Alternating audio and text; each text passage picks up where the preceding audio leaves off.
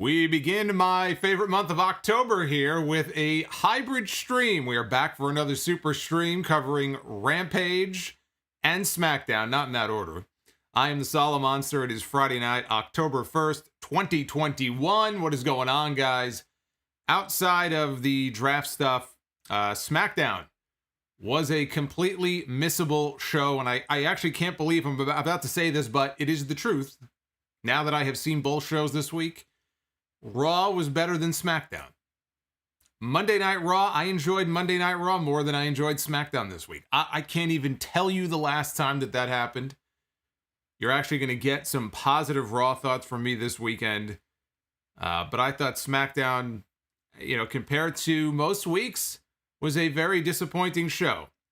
After night one of the WWE Draft, SmackDown is still the A show. Mainly because they still have Roman Reigns. So we have a lot of draft moves to talk about. But Rampage had the best match of the night between Bryan Danielson and Nick Jackson as Danielson begins to claw through the various members of the Elite as he attempts to get a championship match with Kenny Omega. And in announcing the participants in next week's casino ladder match that they are doing on Dynamite in Philadelphia on Wednesday, a most questionable decision on AEW's part, as one of the men they have announced for that ladder match next week is Matt Hardy. And when they made that announcement at the end of the show that they have added Orange Cassidy, which I can understand, and Matt Hardy, I just thought to myself, why? Why? Matt Hardy does not need to be in that ladder match. Like I said, a very questionable decision on AEW's part. So we're going to cover it all tonight. Hit that thumbs up button if you would. It does help out the channel. Super chats are open. Already seen a whole bunch of them come on in. I'm going to read all of your messages. What do you think of the draft? Who do you think got the better end of the draft? Is Monday night... Now, we're only halfway through. We're not done yet. There's one more draft night on Monday night.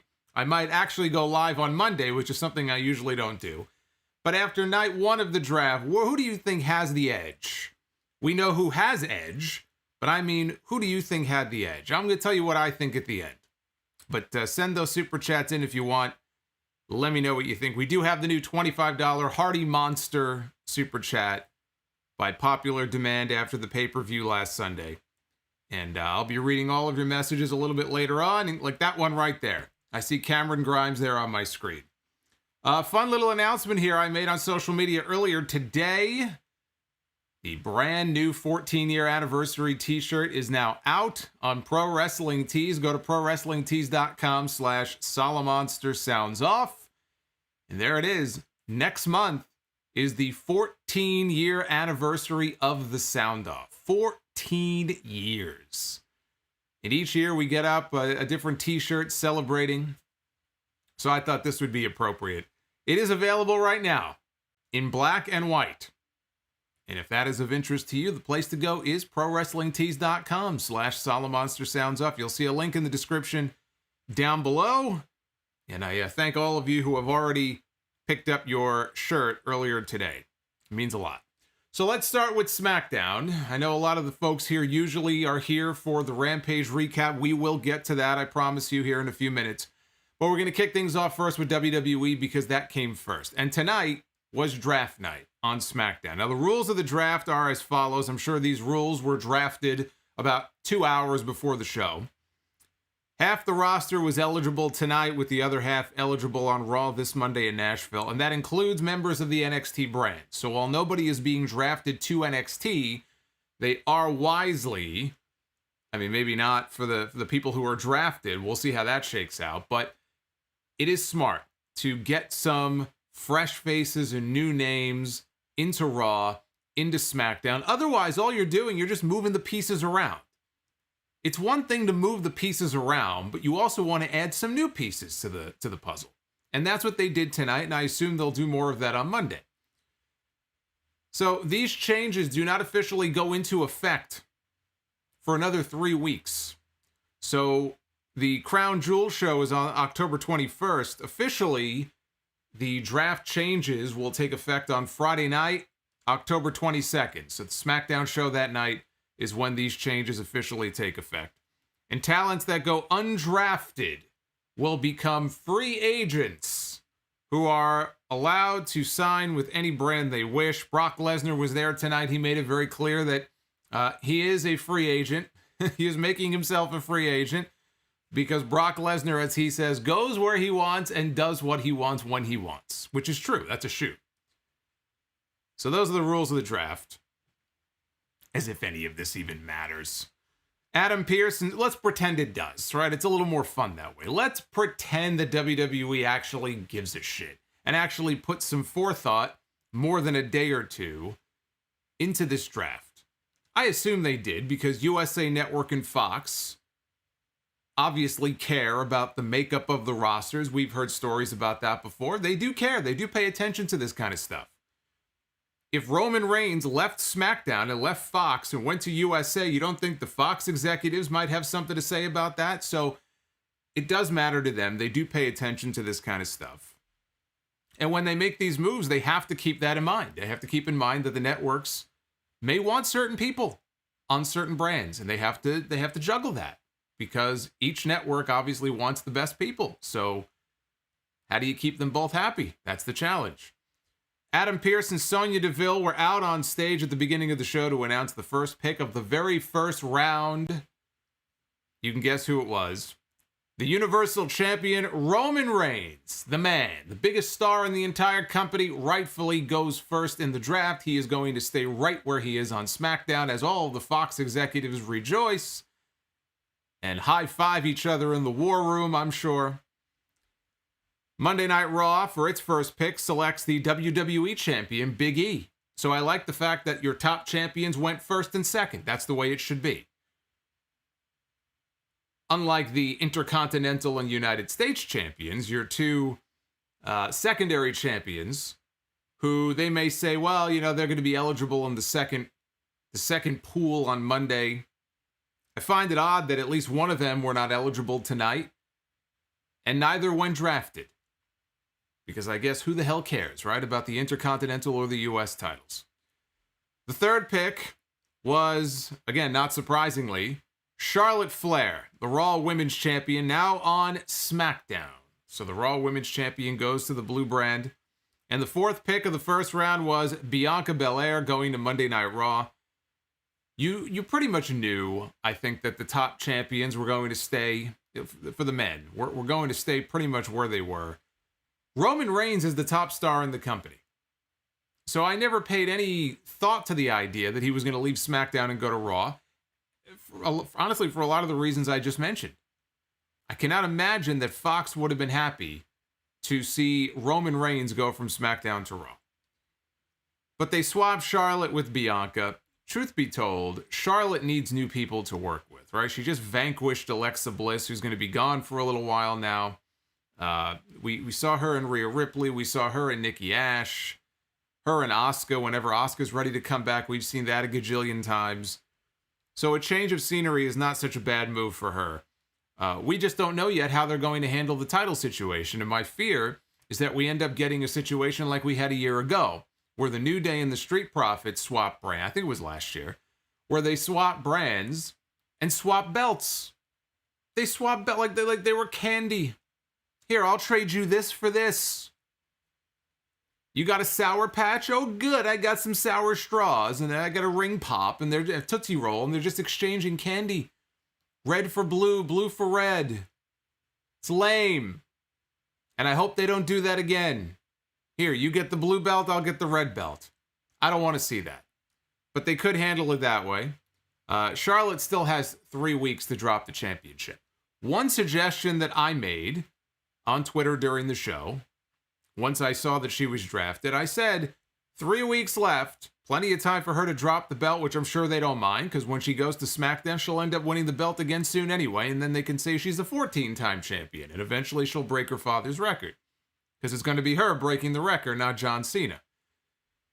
But I said, with the time you have left for her to drop that title, why not have her drop it to Shayna the Destroyer? Look at what they have done the last 2 weeks on television with Shayna Baszler. We have seen the Shayna Baszler that we saw in NXT. We saw Shayna Baszler, the killer, come out and break Nia Jax's arm. And we saw her come out last Monday, actually, this week, and do the same exact thing to Eva Marie. All of the acts, frankly, that have no business being on television, Shayna Baszler is going out there and taking them off of television. Nia Jax has no business being on TV. Neither does Eva Marie being in the ring. So thank you, Shayna. I like this new Shayna Baszler. If anything, it might get her over as a babyface. Although long term, I don't see her as a babyface. I think she's better as a heel. But you want to really get Shayna Baszler over on Charlotte's way out, why not have her win the championship? It's an idea. It's a way to get the title off of her and put it on somebody else who you're starting to really push.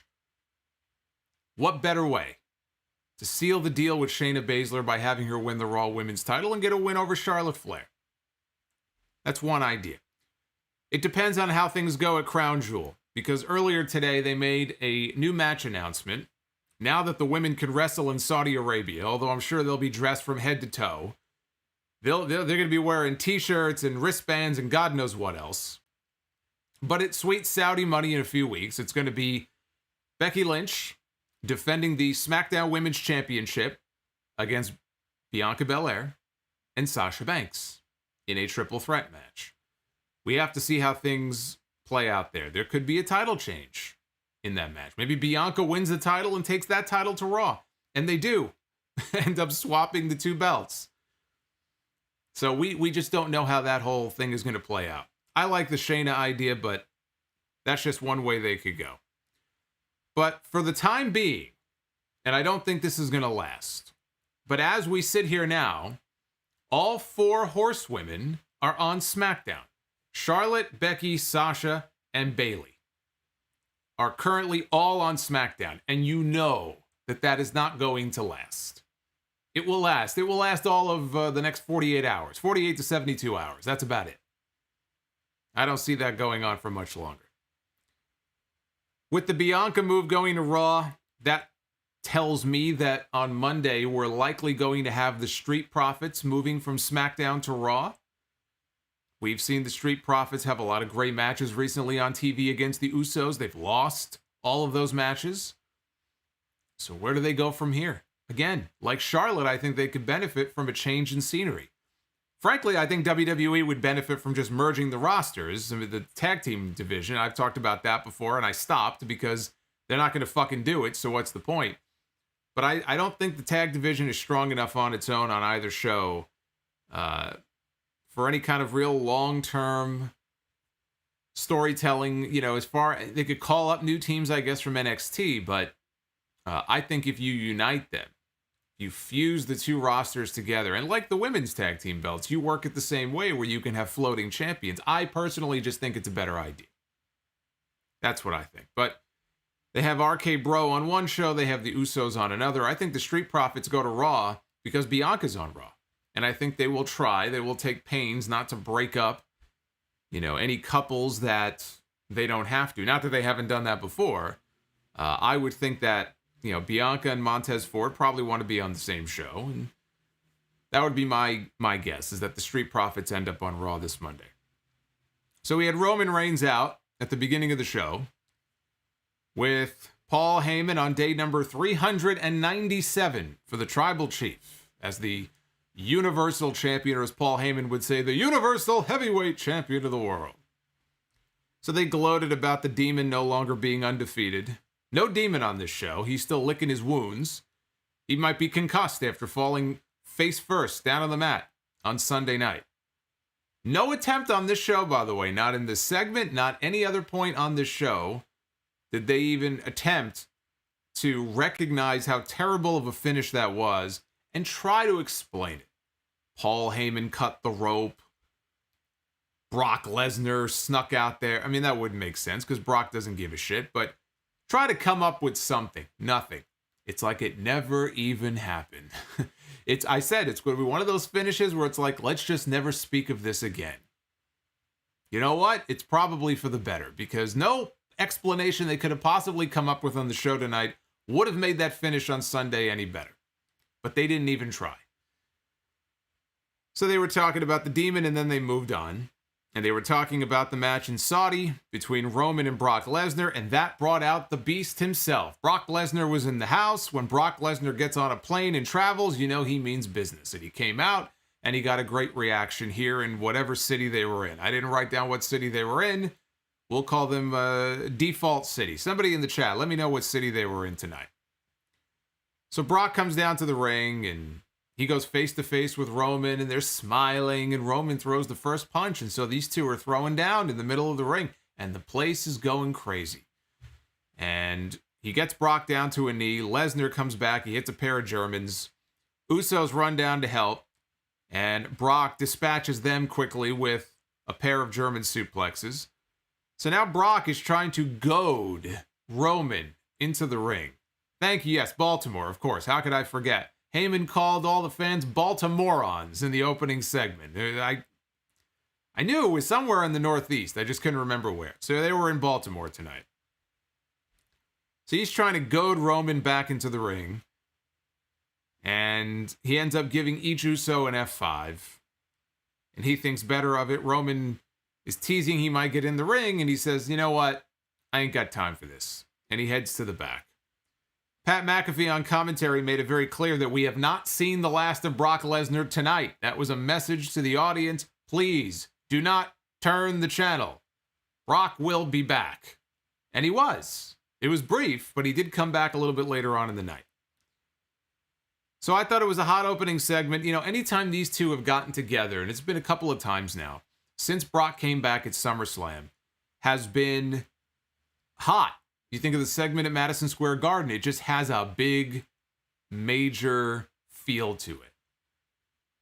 Because really, it's like what's old is new again. For as many times as we have seen these two wrestle, going back to 2015, and it's been a lot, it has always been Brock Lesnar the heel with Paul Heyman. Even if the crowd was booing Roman, he was positioned as the babyface, and Brock was the heel, and usually the champion, and Roman was chasing. So now everything has been flipped upside down. Roman is the heel with Heyman. Brock is the babyface. Brock is the one who's chasing. And it helps that Brock went away for a year and a half. Absence makes the heart grow fonder. I miss the guy. Not being on TV for that long, when he came back, it felt special. So all of a sudden, even though these two have locked horns before, it feels actually kind of fresh. And the people are into it. Every city they've been to, whether it's New York, Baltimore, even in Vegas, when Brock came back, people have gone nuts. In Saudi Arabia, I would imagine they'll be going nuts for everything because they don't get very many live events. So this is the hottest program they have in the entire company right now. Kevin Owens, one-on-one against Happy Corbin. Frost in the chat says the only Baltimoreans are the Orioles. I can't sit here and make fun of them. I'm a Mets fan, so I'm not exactly one to speak. But Kevin Owens was out next, one-on-one against Happy Corbin with his new sidekick Riddick Moss, who we saw re-debut on television last week. He is now going by the name Madcap Moss. And he comes out, he's got a hat, he's wearing suspenders, he's making terrible jokes that Corbin laughs at anyway. He's constantly laughing. Apparently that's his new gimmick. This was paint-by-number stuff. Corbin rolled out to the floor as Owens was heading up top. So Owens followed suit. He climbed down and he went outside. He was distracted by old Madcap. And that led to Corbin hitting the End of Days on the floor. He rolled Owens back into the ring, hit another End of Days, and he pinned him. 1, 2, 3 in the middle of the ring. Michael Cole referred to the End of Days as Happy Days, because now he is Happy Corbin. So the move is no longer the End of Days, because that's very bleak, and he's a happy guy. So now it's Happy Days. And I just thought, oh, good Lord. It's so cheesy, I actually like it. I actually like it. Now, I still wish that Corbin was broke and homeless. I found him more entertaining when he was, begging for change on the street and just trying to get by and steal stuff. And he stole the money in the bank briefcase. But Happy Days it's so cheesy, it's so cornball that I actually like it. But all I could think of when this was over Kevin Owens came across like a fucking jobber when this match was over. He came across as so inconsequential. And I've talked about how every year when there's a draft, he switches brands. He'll probably end up on Raw this Monday. Because I assume he's eligible. Well, he has to be eligible on Monday. He didn't move tonight. He may end up being one of the last people to go in the draft, which really bothered him a few years ago when he was like the last guy. Like legitimately bothered him. Every year he feels he's in need of a fresh start. So he bounces like a ball from Raw to SmackDown, SmackDown to Raw, back and forth, back and forth. And then I watched him here in this match, losing to Corbin basically clean in the middle of the ring. And all I could think of is he's counting down the days. As I'm sure many of his fans are, this is a guy who has to be counting down the days to the end of his contract, which is only a few months away. He is a few months away from freedom if he wants it. The door is right there. Kevin Owens is slow crawling to the door, and the choice is his. He can elect to stay right where he is and re-sign with WWE before his deal is up. Supposedly January 31st is when his deal is up. Or the door is right there. He can break free and make a run for it and go play with his friends. The choice is his. Watching him tonight, I think the choice is obvious. This is the best they can do with Kevin Owens. So not exactly a great night for him here tonight. So we were back with Adam Pearce and Sonya Deville for the next round of picks. For the next pick in the draft, I feel like they should have had Adam Silver or Gary Bettman or who's the dope from Rob Manfred from Major League Baseball out there to get booed. With the next pick in the WWE Draft, SmackDown selected Drew McIntyre, which is one of the moves that I had suggested on the podcast last week. And I like it because it puts Drew on the same brand now with Roman Reigns. And after that one match they had last year at Survivor Series, which I thought was excellent, I've been waiting for the two of them to get matched up again. Actually, I think they were being advertised for the dark match tonight. So they probably wrestled when the show was over in front of the live crowd. You know, in front of all the Baltimoreans. But I like the fact that they're now back on the same brand. Because whether it's WrestleMania, and it probably is, I mean, if they feel they can get a bigger name for WrestleMania, then it'll be Brock or it'll be The Rock or somebody like that. But if they can't get The Rock, and if they already blow off the whole program with Lesnar, you could end up with a WrestleMania match between Roman Reigns and Drew McIntyre, or a Royal Rumble match. So long as we get another match, I would like to see these two work together again. And Drew was going nowhere on Raw. Drew has been doing the honors for weeks. He lost to Damian Priest. He lost to Shane. He's been losing. Clearly, he's been demoted out of the WWE title picture. The only logical move was for him to get shifted over to the SmackDown brand. That should have been one of the more obvious moves of this draft. And so he is now officially part of the SmackDown brand. Raw chose to keep their tag team champions, Randy Orton and Matt Riddle. So RK Bros stay right where they are. SmackDown chose Kofi Kingston and Xavier Woods. Once again, I believe for the second straight draft, breaking up the New Day.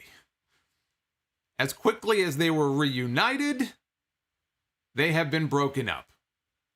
And I guess now we kind of know why they felt the need to rush the Bloodline and the New Day on TV last week the way they did. And by the way, when they announced that the New Day had been split, the live crowd, they booed. They did not like that move at all.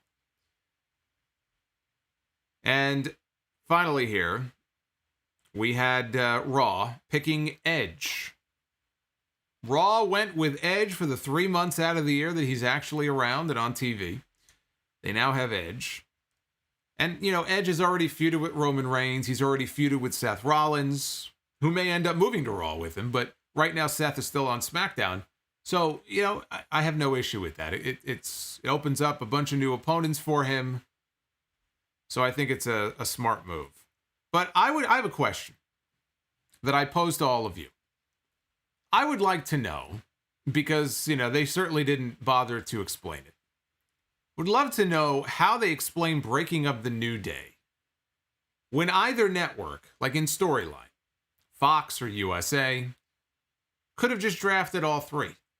They talk about them ad nauseum on TV as the greatest group, the greatest team, the greatest faction in WWE history. Michael Cole said it tonight when Kofi and Xavier, when they got announced as moving from Raw to SmackDown, the greatest tag team in WWE history. That's what Michael Cole said. He said that Kofi Kingston and Xavier Woods were the greatest tag team, not faction, tag team in WWE history, which of course is complete and total bullshit. But we'll put that on the side. How is it that Fox can't just turn around and say, we want the New Day? Not like groups haven't been drafted before. There was an entire faction, in fact, that was just drafted from NXT that I'm going to get to here in a little bit. And they don't bother to explain why that is impossible. And if it is, then why the fuck would Fox or USA not just draft all three of them? Especially when the third guy is the WWE champion. They didn't bother to explain that. Speaking of Edge, he was out next. First time in 3 weeks since he got injured at Madison Square Garden by Seth Rollins and lost in the rematch. He pointed out that he is the only star on the roster who was on the very first episode of SmackDown, which is true. Very first SmackDown. Edge was on that show. He said that's probably why he's always found this show to be home. I mean, there was a period of time back in the 2006 to 2008 period where SmackDown was the Edge show. You know, Edge and Vicky. He made it his own. He got away from Triple H on that Raw brand, and he made SmackDown his own. He carried that brand on his back the way that Roman Reigns now is carrying the brand on his back. But he said he welcomes the move to Raw. He sees it as a challenge, and there's a bunch of new faces now for him to play with. So then he turned his attention to Seth Rollins, and he demanded that Rollins come to the ring because Rollins demanded that Edge be there live. And Edge was there, so where are you? Where's Seth? Well, he pops up on the Titantron. And Seth says, you know, I want you to announce your retirement. I want you to say that I'm not Edge Light. I still haven't heard you, say these words. And Rollins noted, Edge showed up on SmackDown, but now I'm the one who's not there. So Edge shows up and Rollins is not there live at the building. So where is he? He looks over, it looks like he's outside someone's house, and you see there's a sign that says Copeland, which is Edge's last name, right? The Copeland household is where Seth Rollins is. He's outside Edge's house, up in the mountains of, I think, North Carolina, in the middle of nowhere, is where Edge and Beth Phoenix live. And Edge immediately jumps out of the ring and sprints to the back. Now, I know he was going to make a phone call, though he could have made a phone call right there, but I'm just watching him like sprint to the back. I'm like, dude, you ain't gonna make it in time. I don't know where you're running off to. But he was running like he was about to catch the next flight out. Don't go nowhere. I'll be right there. I'm gonna fly from Baltimore to North Carolina. Actually, that probably isn't that long of a flight. But no, he was not gonna make it in time. So then the camera for the next like 3 or 4 minutes just follows Seth Rollins. He goes to knock on the door and the door is open. So apparently the Copelands do not lock their door. Yeah, it's funny. I remember years ago, I think it was the first time I ever went to Canada on a trip. It was Niagara Falls. It was Niagara Falls, and I think on that side, they had this thing called Dutch Wonderland. It was like a whole thing. But I remember we were talking to some people who lived there, and they were saying, and I remember this, and we were talking about living there or whatever we were talking about. And they said that they don't lock their doors. Now, maybe it's different now because this is going back 20 plus years. But in Canada or parts of Canada, people didn't lock their door. And it struck me as odd, obviously, because I've lived in New York my whole life. And in New York, you better lock your fucking door. Probably in most places in this country, you better lock your fucking door. So that whole concept of just, sometimes we don't lock our door, is like so foreign to me. Apparently in North Carolina, when you're living in the middle of nowhere, in the middle of the wilderness, you don't lock your door. Not only do they not lock their door, they leave all the lights on, even though nobody is home. So they waste electricity as well. Quite the bad example here for them to set. First, they leave their door unlocked. They're wasting precious resources. What's going on here? But Beth Phoenix and the kids, they were not home. And Rollins starts walking around, and he goes into the kitchen, and he opens the refrigerator, and he takes out a container of orange juice, fucking Orange Cassidy here, and he's drinking OJ right out of the container. He takes a load off. He sees, their kids have some drawings and artwork on the wall, and he says that it's pretty bad, actually. That's pretty crummy artwork. So then he goes in the other room, and he sits on the couch, and he's making himself at home. He's eating an apple. He's having a great time. They cut backstage, and Edge is on the phone with his wife. And he's telling her, don't go home. Seth Rollins is at home. Don't go home. Take the kids and go to your brother's house. He said that he called Daniel and Dave, and they were on their way to the house. And I saw Sean Ross Sapp on Twitter made a note. I guess that was kind of like an inside little Easter egg there, because I guess Daniel and Dave are the real names for Dash and Dawson, or Dax Harwood and Cash Wheeler, who also live up in that part of, I guess, North Carolina. So that is apparently who he was referring to. So don't go home. Don't go home. I've called Dan and Dave, he says. And Pat McAfee, the voice of reason here on the announce team. Pat McAfee is like the modern incarnation in some ways of Jesse Ventura. And Jesse Ventura will not be topped. Jesse Ventura was great. Jesse and Gorilla, second only to Gorilla and Bobby the Brain. Greatest announce team of all time, in my opinion. But one of the things I loved about Jesse Ventura on commentary, whether it was in WWE or it was in WCW, he was the voice of reason. He really wasn't like that much of a heel announcer. He actually talked a lot of sense. And when the babyface announcer, Gorilla Monsoon, Vince McMahon, when they were being blatantly partisan to Hulk Hogan or Randy Savage or one of the babyfaces, clearly being blatantly partisan, he would call them out on it.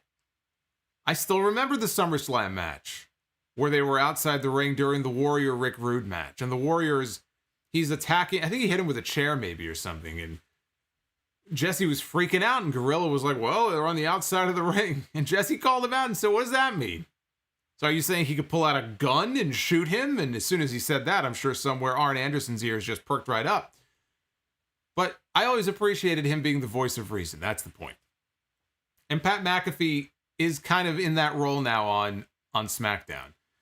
And he very astutely points out, why would Edge call Dan and Dave, whoever the fuck they are, just call the police? You have a man in your house. You have someone who's doing a home invasion. Call the cops. No, he called Dan and Dave. So good on Pat McAfee for pointing out the obvious.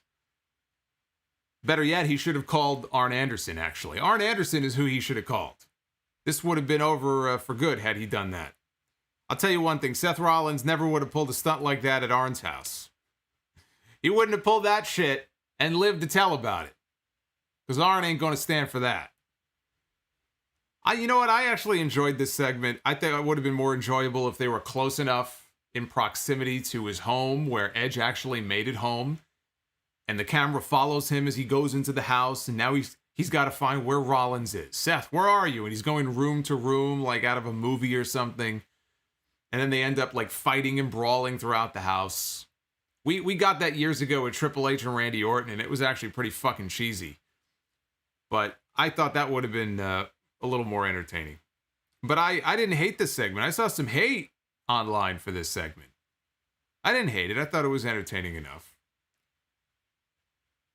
Carmella, one-on-one against Liv Morgan. Let me just welcome everybody who is joining us here live on a Friday night. We are doing a super stream. We're talking about SmackDown if you're joining late and the draft.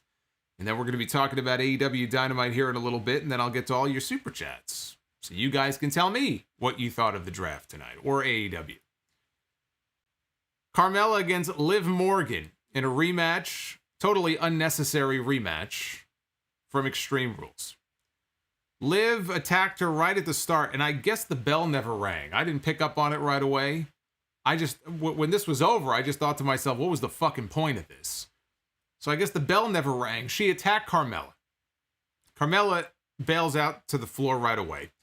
And she grabs a microphone and she goes, "You bitch. That's the last time that you come near my face or that you do anything to my face." And she goes, "Ladies." And she goes over by where the timekeeper area is. She's got her back turned. And this crew of makeup ladies or whoever they are come out. And they start they strap on some kind of mask. Can't see what it is at first. Then she turns around. And what they did is they helped strap on this like glitter mask on Carmella. So she's got a face shield. She's like Sheamus, only with a tan. So then she goes in the ring. She gets chance of "You look stupid." She hits a super kick to Liv Morgan, hits an X Factor, takes the mask off, laughs, the music plays, her music, and that's it. And I'm thinking to myself, what was the fucking point of any of this? This was a total waste of time, is what this segment was. I have nothing else to say about it. We got more draft moves with the first pick of the third round of the draft. SmackDown selected Happy Corbin and Madcap Moss. Monday Night Raw chose the women's tag team champions Rhea Ripley and Nikki Ash, who were already on the Raw brand, so they stay put. SmackDown chose Hit Row from NXT. That is the group composed of the North American champion, the NXT North American champion, Isaiah Swerve Scott, B-Fab, Ashanti the Adonis, and Top Dollar. And Monday Night Raw chose Keith Bearcat Lee. Bring the catnip to Monday Night Raw because the Bearcat is staying put right where he is. Keith Lee is going to be a member of the Monday Night Raw roster. Hit Row is an interesting one. If you follow my NXT reviews on the podcast, you know I've been a big fan of Hit Row. I like the way that it has rejuvenated Swerve Scott, who he's been there for a while. He wasn't really doing much. When they started doing these pre-tape segments of him sitting in his recording studio, and they put this whole crew together, and the way they shot and filmed some of these segments, it just breathed new life into him. It didn't just breathe new life into him. I mean, he's a champion now because of it.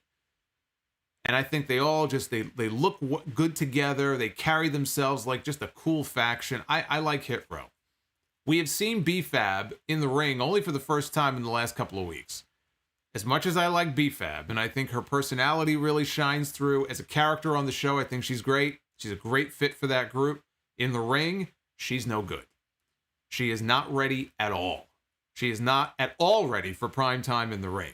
Now, if the idea is to bring up Hit Row and B-Fab is going to be relegated to just being a valet, and every now and then she might get in the ring and do stuff, then okay. But if the idea is to call her up now and she's going to be part of the women's division, that is a huge mistake. And we have seen them call people up prematurely before when they were not ready. B-Fab, if they want to put her in the ring to wrestle, B-Fab is not ready. I saw that match with Elektra Lopez on TV on Tuesday. It was not good. Now, they had the crutch of it being basically an Extreme Rules match, and they were using plunder, weapons, and stuff. But what I have gathered from watching her the last couple of weeks is that B-Fab is not ready in the ring. Swerve Scott is more than ready. Top Dollar, I enjoy his shtick. I haven't seen enough of him to know whether he'll be able to hang with everybody on the main roster. You know, Ashanti the Adonis, he's very talented. So I am going to take a wait and see approach on Hit Row because I have the same reservations I have about everybody they call up from NXT. NXT has something that's cool, that works, that feels fresh. They get called up to Raw or SmackDown, but probably Raw. And it gets destroyed. Now, Hit Row is going to SmackDown. So that gives me a little more confidence, but still, the main roster is the main roster. They're going to be under the thumb now of Vince McMahon. Vince McMahon and Bruce Pritchard, which I guess they are at NXT anyway, right? With this whole NXT 2.0 reboot.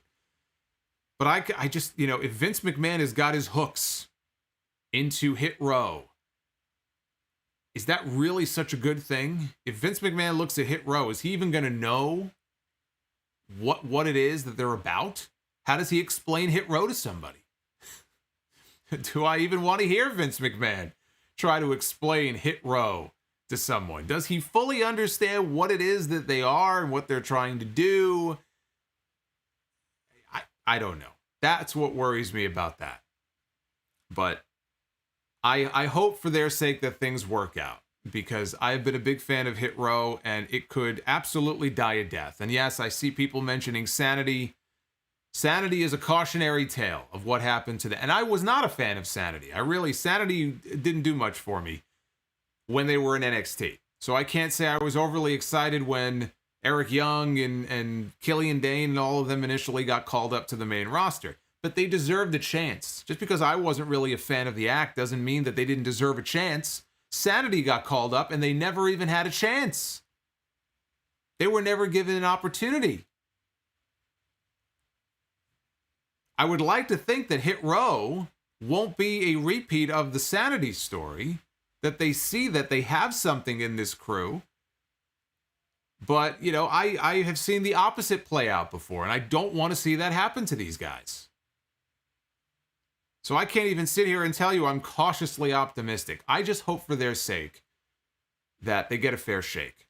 Just give them a chance. If you give them a chance, they will get over. That act will get over on the main roster. I guarantee you, if you give it a chance, that act will get over on the main roster. But to go back to B-Fab, she ain't ready to be in the ring, and I hope they don't plan on her wrestling too much on this show.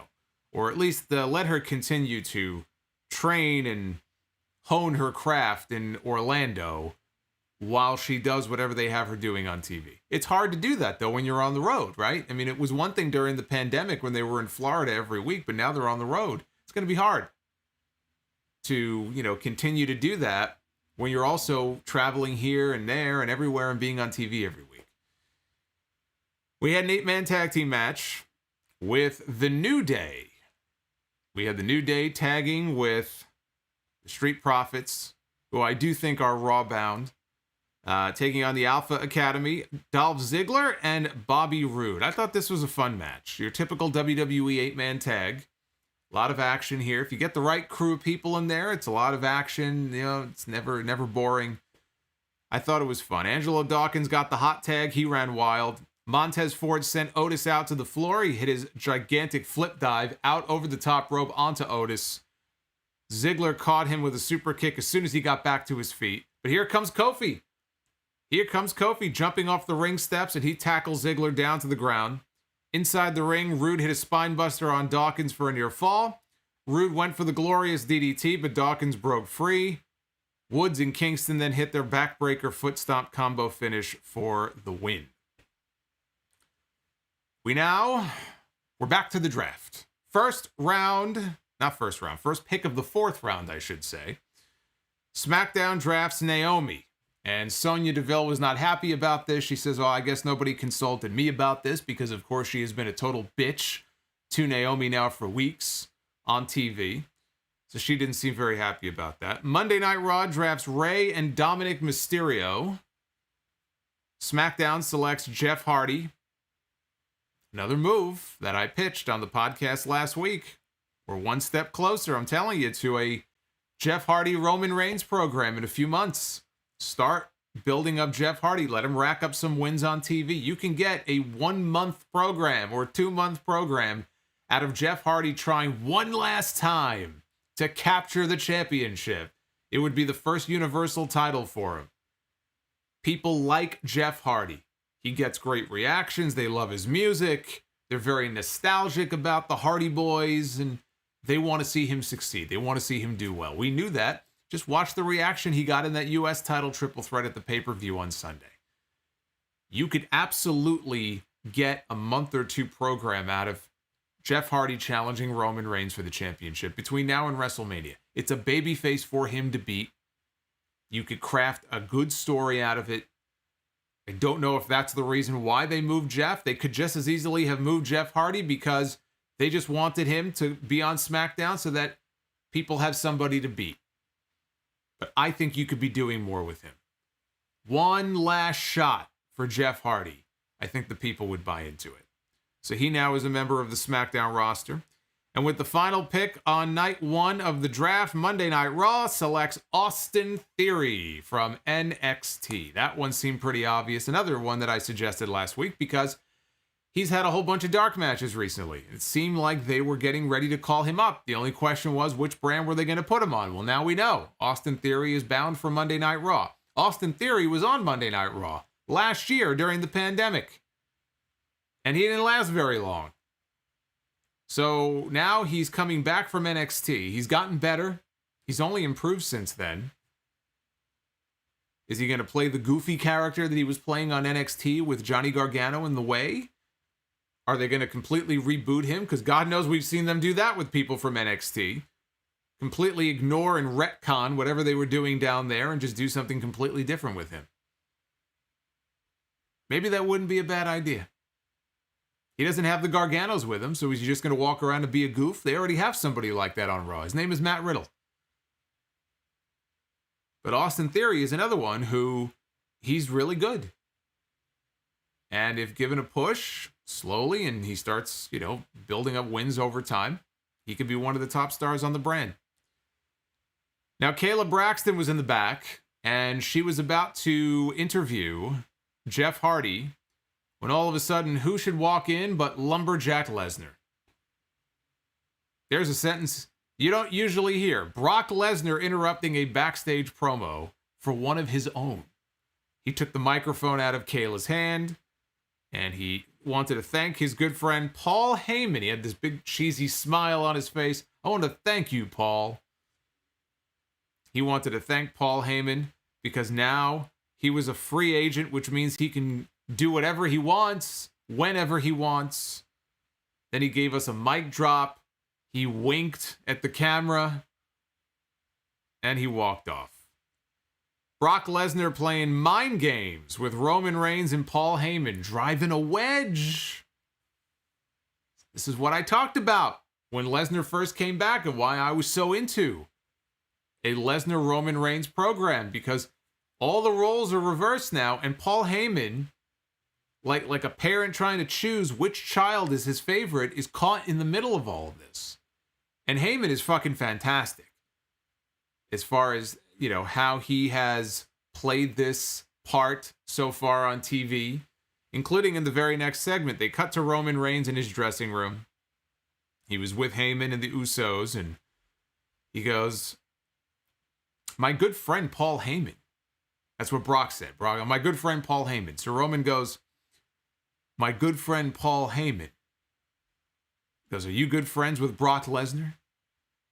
He goes, "Let me ask you something, Paul. Are we good friends? Because if we are, then that means that you look out for me. And if you look out for me, then you look out for my family. Were my cousins drafted to SmackDown tonight?" And Heyman's logical response would be, "But my tribal chief. This is only night 1 of the draft. They're not eligible to be drafted tonight." But he didn't say that. Heyman was stammering over himself, and he said it's all part of his strategy. He said, "I am the wise man." And Reigns kind of laughed it off at first, and then he screamed at him. He goes, "You're the wise man when I say you're the wise man." Then he calmed down. Heyman was in tears. He looked like he just came from a wake. His eyes were watery and glassy and all red. And he's sitting there and he's being abused. And Roman Reigns tells him, he goes, "You're going to go to Raw this Monday, and you're going to make sure that the Usos are drafted to SmackDown." And Heyman obliges, and he leaves. And when he leaves, Roman looks over at the Usos and he says, "I want you to go with him on Monday. And if he doesn't get the job done, leave him for dead." So the Usos have their marching orders. If Paul Heyman doesn't get the job done on Monday, that's going to be the end of Paul Heyman with the bloodline, which tells me the Usos are going to be drafted to SmackDown on Monday. Because I don't think they're ready to... They can't cut bait just yet. You got to send Heyman to Saudi Arabia. He's got to be there. He's got to be ringside for the Roman Reigns-Brock Lesnar match. We can't kick him out of the bloodline just yet. We haven't gotten to the match yet. Sasha Banks against Bianca Belair was a main event of this show tonight that they only announced late in the afternoon. When I was putting the preview together earlier today for the channel here, I realized, I said, they don't have a single fucking match announced for this show tonight. Not one. We know it's the draft, and obviously that's the selling point of the show, but they had not announced a single match for SmackDown tonight. And I can almost guarantee you that in the next few days, we're going to find out that this show was not even fully finalized or written until a few hours before showtime, because that's what it felt like. We didn't know anything. And then out of nowhere, they announce a rematch of one of the main events of this year's WrestleMania, the match that we were supposed to get at SummerSlam. And they gave it to us tonight. And when Sasha came back, or even before Sasha came back, I said, when Sasha comes back, it's when I did the predictions for Extreme Rules. And one of the predictions I had for the women's title match between Becky and Bianca, I said Sasha Banks is going to come back. And she's going to interfere and she's going to cost Bianca the title. And that's exactly what happened. And I said then after that, if one of them is going to move in the draft, they could have that as the main event on one of the draft nights. That's exactly what I said. I just figured they would announce that in advance. I didn't know they were just going to kind of spit it out the way that they did. But there they were in the middle of the ring together for the first time since WrestleMania 1-on-1. Becky Lynch came out. The SmackDown Women's Champion came out to sit in on commentary for this. And my God, was this woman unbelievably annoying. How fucking obnoxious was this woman on commentary tonight? I guess that was the point, because she is the heel. Wow.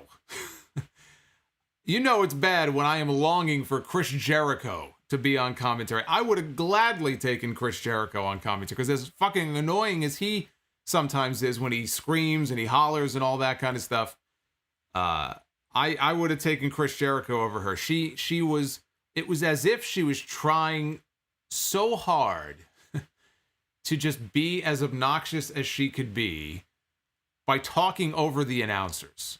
So what you had was just constant noise. And even at one point, I think it was McAfee or Michael Cole was like, all right, calm down. It was like they were telling her, all right, calm down. It's cool. Just take it down a notch. So Sasha hit a Hurricane Rana on Bianca early on. She went for a monkey flip. Belair landed on her feet. Bianca caught Sasha, lifted her up for a press slam. Looked like she dropped her. She didn't really get her all the way up for it, but Bianca went for the KOD. Banks landed on her feet, and then Belair rocked her with a clothesline that sent her out to the floor. They go to break. And they come back for the final break of the show. Bianca and Sasha are fighting up on the top turnbuckle.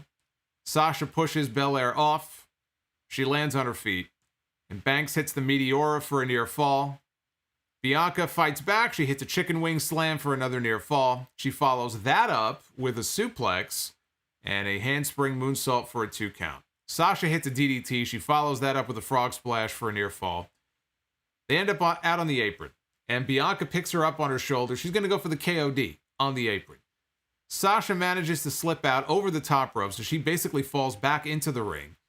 And she comes off the ropes, slides under Bianca's legs, and grabs her. And she's trying to give her a sunset bomb off the apron.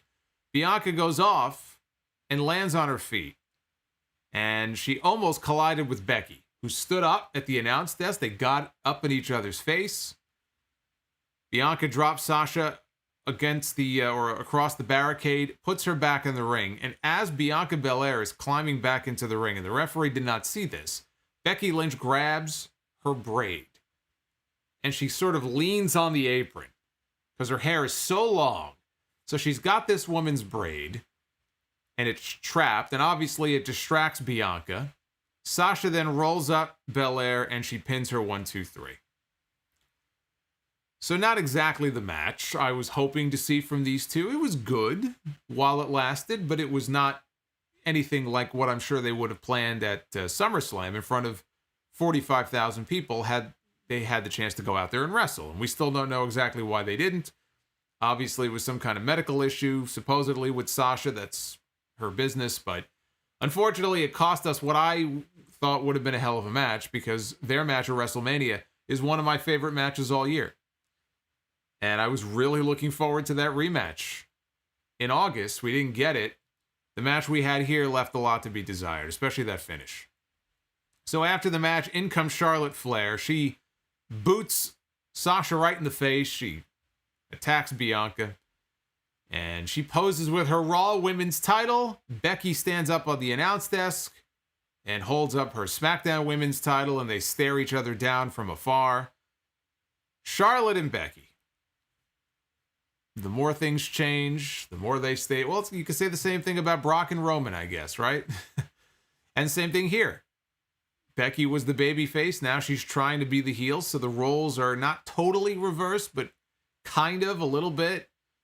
And that may well end up being your match at Survivor Series. Of course, they would both have to hold on to their titles to get that far. I think there's a much better chance Charlotte loses her belt before Survivor Series than Becky does.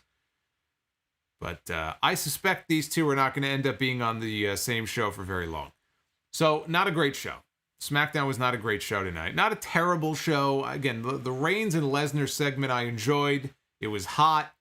People badly wanted to see, Brock get him up for that F5, and Roman escaped. So, I mean, that was a fun segment. The 8-man tag was fun for what it was. And the main event was good, but if you didn't see it, go back and watch their WrestleMania match. It was much better than the match they had tonight. So let's go through these draft moves real quick. We are now midway through the draft, and here is where things stand so far. Monday Night Raw drafts Big E, Bianca Belair, Randy Orton, Matt Riddle, Edge, Rhea Ripley, Nikki Ash, Keith Lee, Rey Mysterio, Dominic Mysterio, and Austin Theory. SmackDown drafts Roman Reigns, Charlotte Flair, Drew McIntyre, Kofi Kingston, Xavier Woods, Happy Corbin, Madcap Moss, Hit Row. And again, why would you not draft the New Day? 3 guys when you just drafted Hit Row, which is 4 people. I digress. They get Hit Row, Naomi, and Jeff Hardy. I look at those rosters so far, and I think to myself, pretty even night. Pretty even night. You could go one way or the other, but it would not be an overwhelming victory, I think, for either brand. If I have to give the edge to anybody, well, I mean, literally, Raw got the edge, technically, but, I mean, they have a guy named Edge on their roster. But I would give SmackDown the edge. Because, look, at the end of the day, whichever brand has Roman Reigns is going to be the A brand. He is the biggest star in the company, arguably the biggest star in wrestling. Whichever show has Roman Reigns, they are going to be the A brand. And right now, that brand is SmackDown. For that reason alone, if nothing else. Because they still have Roman Reigns on the show. Becky and Sasha, they're going to be eligible on Monday. It seems likely to me that Becky Lynch is going to be moving to Monday Night Raw. And if she goes, I think so goes Seth Rollins. I'll tell you something. Becky Lynch better go to Monday Night Raw. As I look at all of this and I say, okay, where are people going to end up going and what's going to happen with the women's, titles and the women's champions and all that, Becky better go to Monday Night Raw. Because if she doesn't, oh boy. You look back at that match, if you could even call it a match, 26 seconds at SummerSlam, and what they did with Becky and Bianca, and the way that, she beat Bianca in 26 seconds, she took her championship, she made her look like a fool. And, of course, we had people going, well, let it play out. Let it play out. They're telling a story. Bianca's going to be fine. She's going to get her big win in the end, or she's going to eventually win the belt back and get one over on Becky. Let it play out. Okay, I'll let it play out.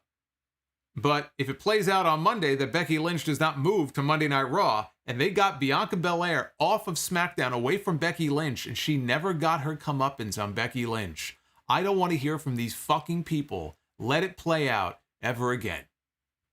Those people need to keep their mouths shut. Becky Lynch has to move to Monday Night Raw. Otherwise, boy, does that make what they did with Bianca Belair at SummerSlam, as bad as it looked that night, there were a lot of wrestlers in the company who didn't like what they did, let alone fans online complaining. As bad as that was, it will look 10 times worse. And then tonight she lost again, Bianca. It will look 10 times worse if Bianca goes to Raw and Becky does not follow. So Becky Lynch should end up on Raw this Monday night. I'd be surprised if she does and Seth Rollins does not go with her. We have Bobby Lashley, former WWE champion. Bobby Lashley is still eligible. We'll see if they break up the Hurt Business after putting them back together the way they did to the New Day. As excited as I want to be about the fact that the Hurt Business is back together, I'm dreading what they might do on Monday on Raw. So there's a lot of names left. Next Friday, they're billing it as the season premiere, as they do every year. It is the season premiere of SmackDown next week, and it is official. We've heard the rumors and the reports, and I think credit to Andrew Zarian of the Mat Men podcast, because I believe he was the one who initially broke the news about the King of the Ring, but the King of the Ring is back. And now we have a Queen of the Ring, which is not being called Queen of the Ring because they have to be different. So instead of Queen of the Ring, it is the Queen's Crown. They're calling it the Queen's Crown Tournament. So you have one for the men, one for the women, just like they do with the Royal Rumble, just like they do with the Elimination Chamber. The earlier reports indicated that the finals of both tournaments will take place in Saudi Arabia at Crown Jewel on the 21st. They didn't announce that, but I believe that is where they are going to have the finals for both tournaments on the men's and the women's side. So I'm going to wait to see what the brackets look like before predicting any winners. I mean, I could spit out a whole bunch of names, but I don't know who the hell's going to be in this tournament. You know, is Charlotte going to be in there? It doesn't look like it because she's the champion, so why would she be in there? But who knows? Maybe the champions are eligible to be in the tournament as well. We just don't know. So I don't want to comment on it and give a prediction until I know who's actually going to be part of this thing. So that was SmackDown.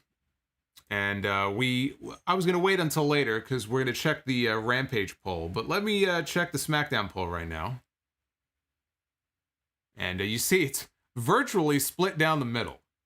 51% thumbs up, almost 49% thumbs down. At Solomonster is where you can go to vote on what you thought of SmackDown tonight. That pretty much mirrors what I thought. You know, SmackDown, as compared to how it is on most weeks, I thought was, you know, a pretty lame, disappointing show. Very missable episode of SmackDown this week, I thought. But that was SmackDown, and now we flip over, boom, to AEW Rampage, which was a taped show from Rochester, New York. They did tape this on Wednesday in Brody Lee's hometown. We had Excalibur and Taz on commentary. A two-man booth. Be still my beating heart. Oh, a two-man announce booth. Although Ricky Starks did join later on. Ricky Starks is very low-key, though, on commentary. He's not as outgoing on commentary as he is during his promos, which I can appreciate, actually. But Excalibur and Taz pretty much pulled the load on commentary tonight, and it was a joy. I think they should be the permanent announce team on Rampage. I always found them when I would tune into Dark. I always found them to be entertaining. So if they wanted to make them the permanent team, I have no issue with that. They kicked off with the main event, the real main event of the show tonight. The American Dragon, Bryan Danielson, one-on-one with Nick Jackson of the Young Bucks. Again, the story here is that Bryan Danielson wants an AEW title match with Kenny Omega. And so he is willing to go through the entire elite, if that's what it takes, for him to get to Omega and to get to that championship match. Danielson hit an early tope suicida, followed up with the shotgun dropkick that he does off the top rope. He set him up for a surfboard, and he had his fingers. He reached over and he had his fingers in Nick Jackson's mouth. It was almost like he was trying to pry his jaw open. And the referee, was it Rick Knox or Bryce Remsburg? I want to say Rick Knox. Rick Knox starts counting him, and Danielson looks at him dead in the face, and he goes, "I have till 5. I was like, oh, it's been so long since I've had the American Dragon in the ring here, talking about how he's got till 5 to release the hold, which is true. It's smart. Always wait until 4.5 because you have until 5 to let go. So the crowd started chanting, "You're going to get your fucking head kicked in," at Nick Jackson. Danielson worked him over. He worked his arm over, tied him up in the ropes, and started laying in some forearms. And he was just, all throughout this match, Danielson was just blistering this guy with chops and with forearms and kicks. And Nick dodged a corner drop kick. He sent Danielson out to the floor. Matt Jackson was out there. He then sent Danielson down with a spear as they cut to the first picture-in-picture break. They come back from break, and Nick Jackson is in control. Jackson goes into his own version of the yes kicks. All that did was fire up Danielson. Danielson no-sold all the kicks. He spit in Nick's face, and he launched into a whole flurry of chops and kicks. Danielson hit a pair of running knee strikes. Nick caught him with 2 super kicks for a near fall. Nick goes up top for a 450. Danielson gets the knees up, and he immediately transitions that into the label lock. Nick, though, makes it to the ropes for the break. So Danielson's back with more kicks out on the apron. The very last kick that he went to go throw at Nick Jackson, Nick dodged the kick, and Danielson kicked the ring post. He went shin first into the ring post. And at that point, Jackson hit a German suplex on the apron. Danielson landed mostly on his shoulder, and he went tumbling off to the floor. And he rolled Danielson back into the ring at that point, locked on a sharpshooter, but Danielson made it to the ropes. So Bryan rolls outside, and Nick goes out on the apron, and he's going for a penalty kick. He's going to deliver a PK, but Bryan ducks it. He ends up kicking Brandon Cutler in the face by accident. Danielson lands a release German suplex to Nick on the floor, who lands belly first, and he bounced off the floor. Back in the ring, Danielson went after Matt Jackson, who was up on the apron. And Nick rolled him up for a 2 count. Danielson hit a tiger suplex, followed that up with a series of rapid-fire elbows before locking on the cattle mutilation. And here's something I haven't seen in a very long time. And when I say very long time, I'm talking years. He won with the cattle mutilation. He actually submitted Nick Jackson with the cattle mutilation. Bryan looks rejuvenated in there. I love the fact that all these callbacks to these old spots that he would do back in his American Dragon days. I thought this was a very good match. Very good 15-minute match. They gave them time, and this was very good stuff. After the match, the Elite came out. Jungle Boy, Christian Cage, and Luchasaurus followed, coming out to back up Danielson. Big brawl breaks out. Danielson locks on the label lock on Kenny Omega. Omega's tapping out, right? Jungle Boy puts Adam Cole in the snare trap. Adam Cole is tapping out. So they had stereo submissions going on here. This is all to hype up the 8-man tag coming up in Philly next Wednesday. We got a pair of pre-taped promos. One from Ricky Starks, who was driving somewhere, talking about how he and Brian Cage are nothing alike. I think I could tell that just by looking at them. I think it's pretty obvious that they're nothing alike. I'd say that Cage has, probably about 150 pounds on Starks. Maybe not 150, but... We had another pre-tape promo, this one from CM Punk. I love how they always got to try to get CM Punk on this show. I mean, it's smart. That way they have a reason to hype that CM Punk is going to be. Although I don't know if they did, though. I don't remember them advertising him for this show. But even just in a little 30-second pre-tape package, they always try to get Punk or Danielson on these shows ever since they debuted. And Punk said that he talked about his match with Will Hobbs at Grand Slam and how he survived him. He put the guy over.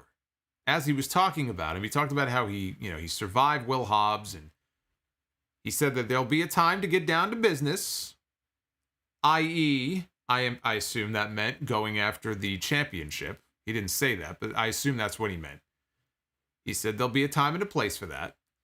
But he said he would rather choke to death on greatness than starve on mediocrity. And that was your CM Punk fill for the night. Well, literally, that was literally your dose of fill for the night here on this show. Thunder Rosa, Nyla Rose, and Jade Cargill. One of the few triple threat matches that we have ever seen on AEW television. They do not do these they do multiple person matches every week.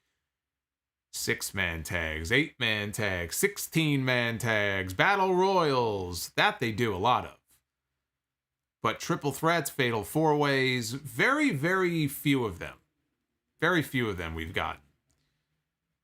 So Nyla Rose power slammed Thunder Rosa to take her out of the match, and she went face-to-face with Jade, and the two of them started exchanging forearms.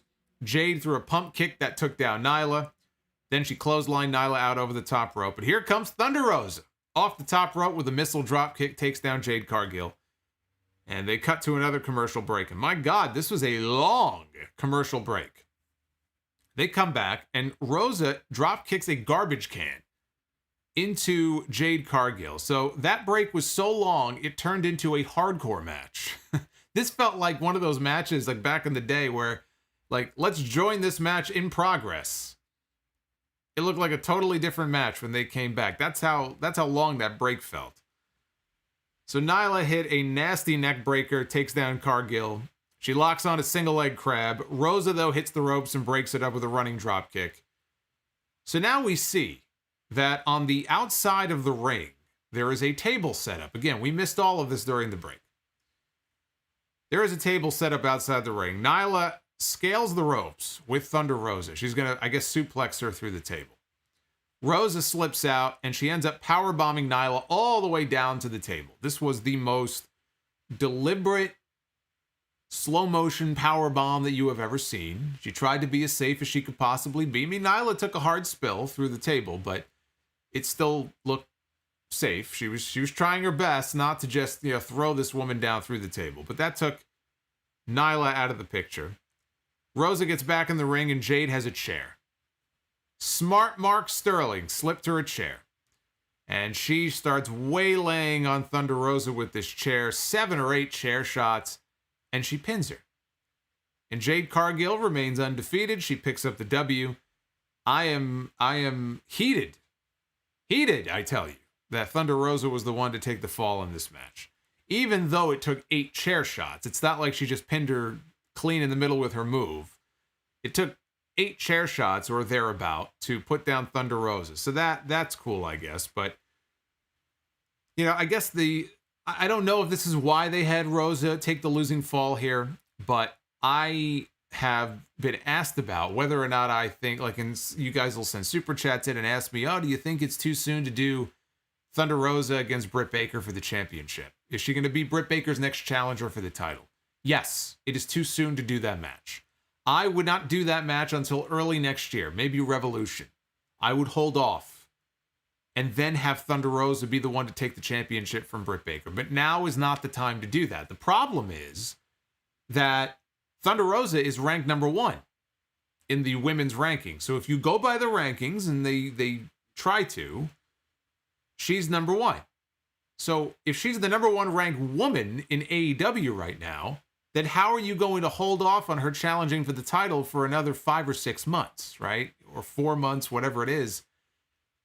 If she loses a match here or a match there, because Jade is ranked in number 2. I went to go check the rankings earlier, and it's Thunder Rosa number 1, Jade number 2. Well, if she loses a few matches, then Thunder Rosa falls down the rankings. She'll be number 2, she'll be number 3, and that'll buy you some time. And then Rosa can win a whole bunch of matches. She can go on a hot streak. And before you know it, in January and February, guess who's number 1 again? Thunder Rosa. So if that's what they're going for here, and consciously they're having her take the losing fall because they're thinking along the same lines that I am, then I understand it. But if it's any other reason, I hate seeing Thunder Rosa take the loss here when Nyla Rose could have very easily taken the loss and it wouldn't have made that much of a difference. Then we had Orange Cassidy, 1-on-1 against Jack Evans, with Matt Hardy in his corner, hair versus hair. As I said a few weeks ago, it would not be Matt Hardy putting his hair on the line. He would take poor Jack Evans and make him the sacrificial lamb. We were going to end up with bald Jack Evans, which we didn't get. We actually didn't get to see him bald at the end of the show. Maybe I'll look on Twitter. Maybe they put something on their social media.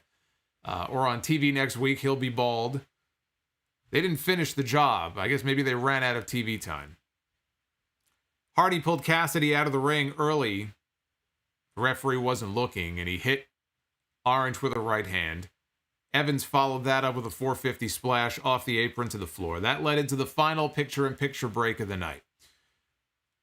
We come back from break. Cassidy dodges a handspring elbow from Evans, then hits a pair of planches on both ends of the ring, one out onto Evans, then one out onto Matt Hardy on the other side. Cassidy goes for the spinning DDT. Jack Evans counters with a Northern Light suplex and transitions into a Michinoku driver for a near fall. Evans hits a standing Sky Twister press, and then he goes up top for another Sky Twister. This time he's going to do it from the top rope, but he misses. Cassidy hits the Tornado DDT, comes off the top with a diving DDT for a close near fall. Matt Hardy has seen enough. It is time to summon the Hardy family office, and he's waving them on out. And here comes the Butcher, and here comes the Blade, and here comes the Bunny, and here comes all the members of the Hardy family office. I think Private Party was out there. Here comes the HFO. But we see that best friends, Chuck, Wheeler Yuta, Chris Statlander, they came out of the crowd. They have formed basically a human shield by ringside to prevent the heels from coming down. And Jack Evans is in the ring. He is distracted by all of this, and then he ends up turning around into an Orange Punch. Orange Cassidy gets the pin. So while the best friends are getting ready to give this dude a haircut, the Hardy family office is trying to make their way down. Angelico tries to get through the wall of people that are shielding the ring. Dark Order comes out to provide aid to the baby faces. And again, they're in Rochester. This was, of course, the big tribute night to Brody Lee. So they want to put more Dark Order on the show. They come out. -1 comes out. Brody Jr. And we see in the ring, Orange Cassidy, he cuts off a big chunk of Jack Evans' ponytail. We've got Chuck. We've got Wheeler Yuta now. They're shaving his head. Again, they didn't finish the job from what I could see.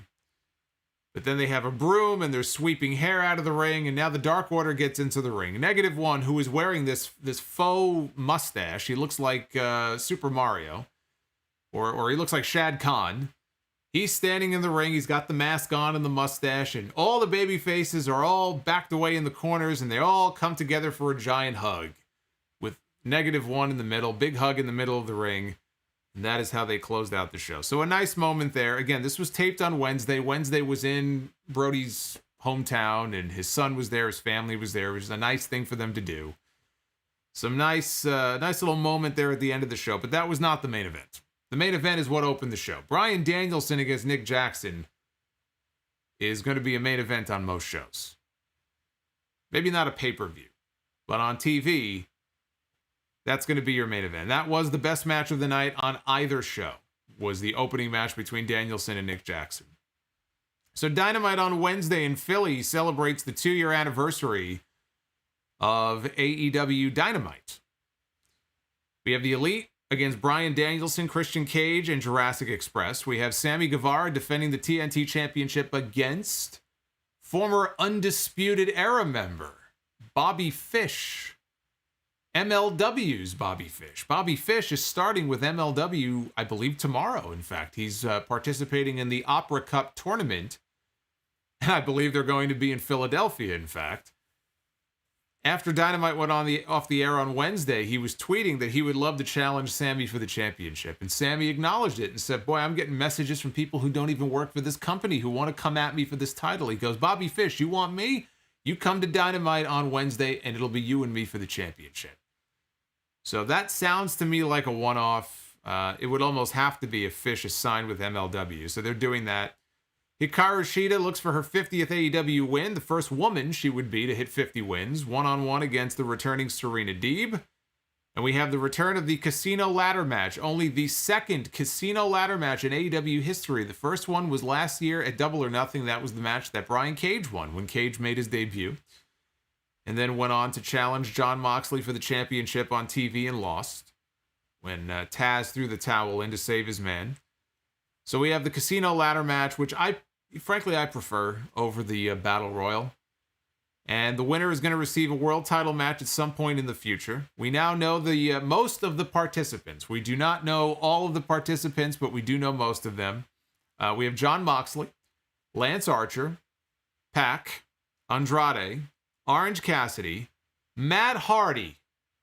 Again, why? Why is Matt Hardy in this match?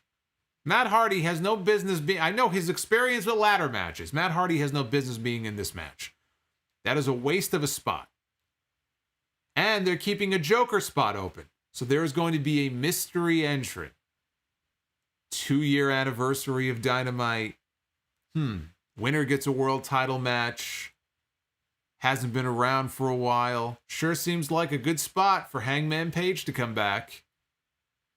And that is how he wins his way to a world championship match against Kenny Omega, who already said he's not going to give him a championship match. Now, the only wrinkle in that is that everything is building towards Bryan Danielson challenging Kenny Omega for the championship at Full Gear. And I think that's a match that people want to see. And he went through Nick Jackson this week on TV next week or the week after. He probably will go through Matt Jackson. He might even go through Adam Cole on his way to challenging Kenny Omega. So if that's the case, and that match is going to happen at Full Gear, then I would wait and save the match with Omega and Hangman and build it up a little bit more for Revolution. So if Hangman comes back and he wins the ladder match, does it really make a lot of sense for him not to be the one then to challenge for the title at Full Gear? Or does he challenge at Full Gear and loses? And then gets a rematch? I don't know. The timing of it, to me, is questionable. I don't know what their preference is going to be. If they want to get the title match with Danielson out of the way first and save Hangman for early next year, in which case, can he win the ladder match next week and just keep the title shot in his back pocket? There's no law or rule that says he has to, use it in the next 30 days or 60 days. That's the only thing that's making me wonder about, is it smart for him to win the shot now when they're building to Danielson? But I look at that match next week and I just think there is no other person who would be better suited for that spot and to win that match than Hangman Page. It almost has to be him. Big Dynamite anniversary show in Philly. Blow the roof off the place. I think it'll be Hangman. And if it is, then he's going to pick up the win. So it's going to be a hybrid anniversary and birthday stream next Wednesday. I'm looking forward to spending my happy day with all of you. I hope you'll reciprocate and join me and keep me some company on my birthday. So we'll have some fun next Wednesday. I will let you guys know on social media. That's why follow me on Twitter. My handle, I always put it on the screen for you. And listen to the podcast on Sunday, episode 724, which is going to be a good one. There's a lot to talk about on 724 on Sunday, including Roads to the Top, which I did watch, and the Broken Skull sessions with Seth Rollins, which I watched, and some very interesting takeaways. I know everybody is talking about him wanting to strangle Vince McMahon. I've been there. But a lot of interesting little nuggets coming out of that interview. So we'll talk about all that. I will let you guys know if I am going to be live streaming on Monday night. The situation with YouTube TV and NBC Universal right now, they have extended things where while they negotiate, they have not stripped us of all of the NBC channels. We almost lost NBC, USA, and all the other channels they own yesterday, but they gave us a reprieve. So it looks like I'll be able to watch Raw live on Monday. If I do, I might go live here on YouTube. So you might get a rare live Raw stream out of me on Monday night. Kareem in the chat says, he thinks I am the only Hangman Page fan. Well, then I don't know what television show you've been watching. Because if you think I'm the only Hangman Page fan, then you clearly are not watching the AEW television shows. Someone is feeding you tapes or DVDs of the wrong television show. And you need to start watching Dynamite and Rampage. Because every time I see Hangman Page on TV, he gets a monster reaction from the AEW audience. So, again, I want you to tell me that I'm the only person who is rooting for Hangman Page. And I will tell you all the reasons why you are wrong. I don't know what you're watching. But I want you to watch this. I want you to watch the AEW poll. So the poll for Rampage tonight, doing a lot better than SmackDown. 77.4%, 22.6% thumbs down. You know, Rampage, it was all about the opening match, honestly, for me, with Danielson and Nick Jackson. Outside of that, it was a very missable show. This was not the strongest week for either SmackDown or Rampage. Hey, Drew, thanks for the $5 from Drew Johnson with the Disappointed Solomonster Super Chat.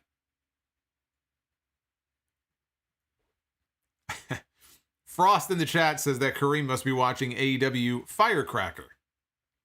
Yeah, I don't know what show he's watching, but I feel bad. Somebody has to let this guy know he's watching the wrong show.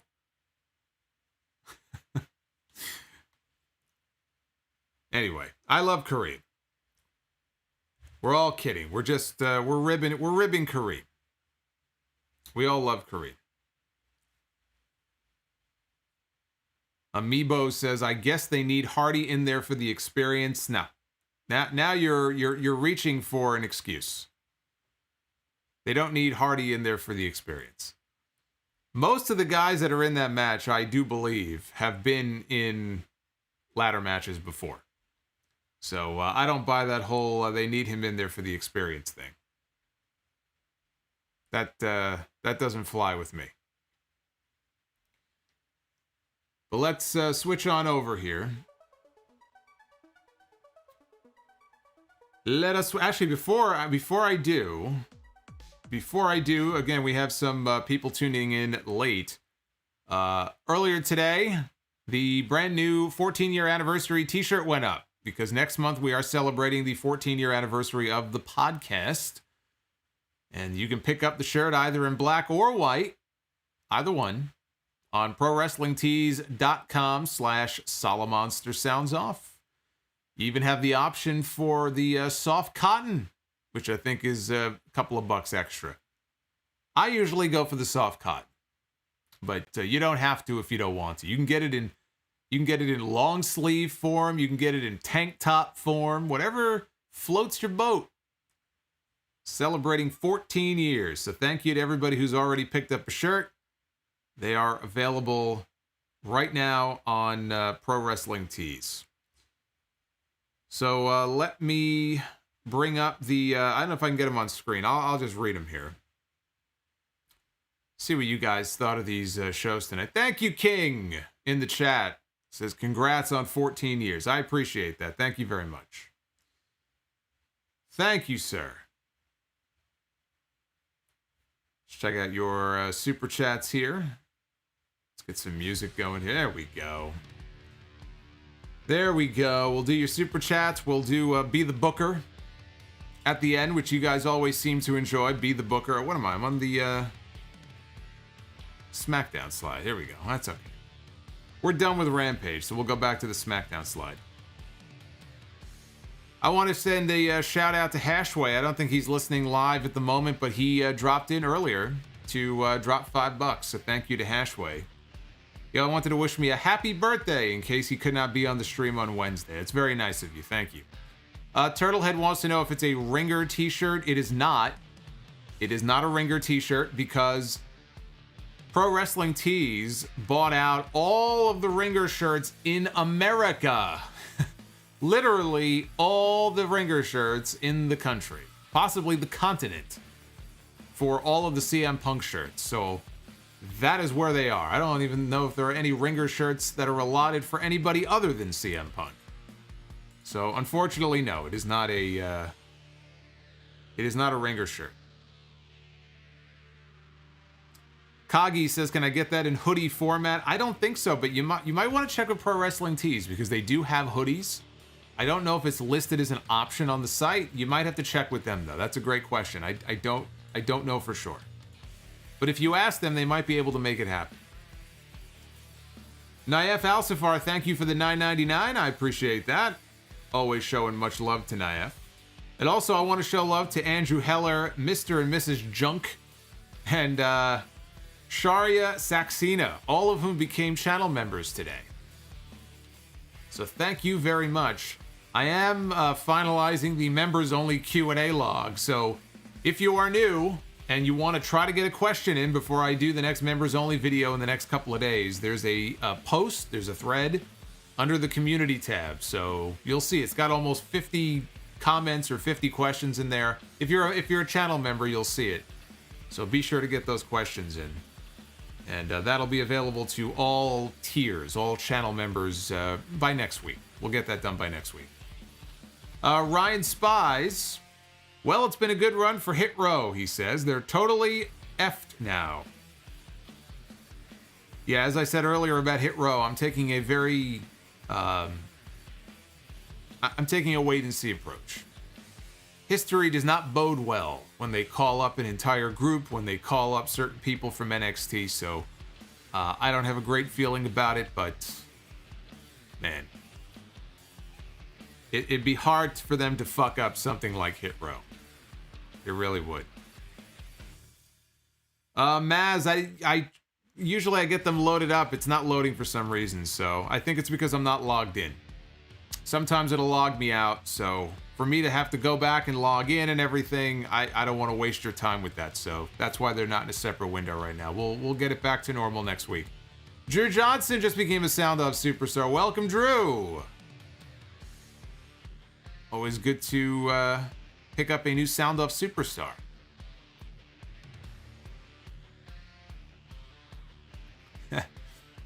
Talking about Hit Row. Tuxedo T. Servo in the chat says, Pessimism Rising. I thought you were suggesting a name for a new WWE pay-per-view. Call it Pessimism Rising. You could easily name a new show after that if you wanted to. Brian Pissarra, this was the dumbest, stupidest, and pointless so-called draft ever. Well, seems like Bryant was not a fan of the draft. A lot of them do end up being rather pointless. I didn't see how this draft was any different, frankly, than any of the other drafts they've done. A lot of them end up feeling that way. Flamethrower Fluff Salisbury. Somewhere in Sarasota, Florida, there is an 80-year-old retired man wearing the same outfit as Matt Jackson. Level 20 Factotum with the $5 super chat. Good on the Rochester audience to finally say Danielson's chant in sync.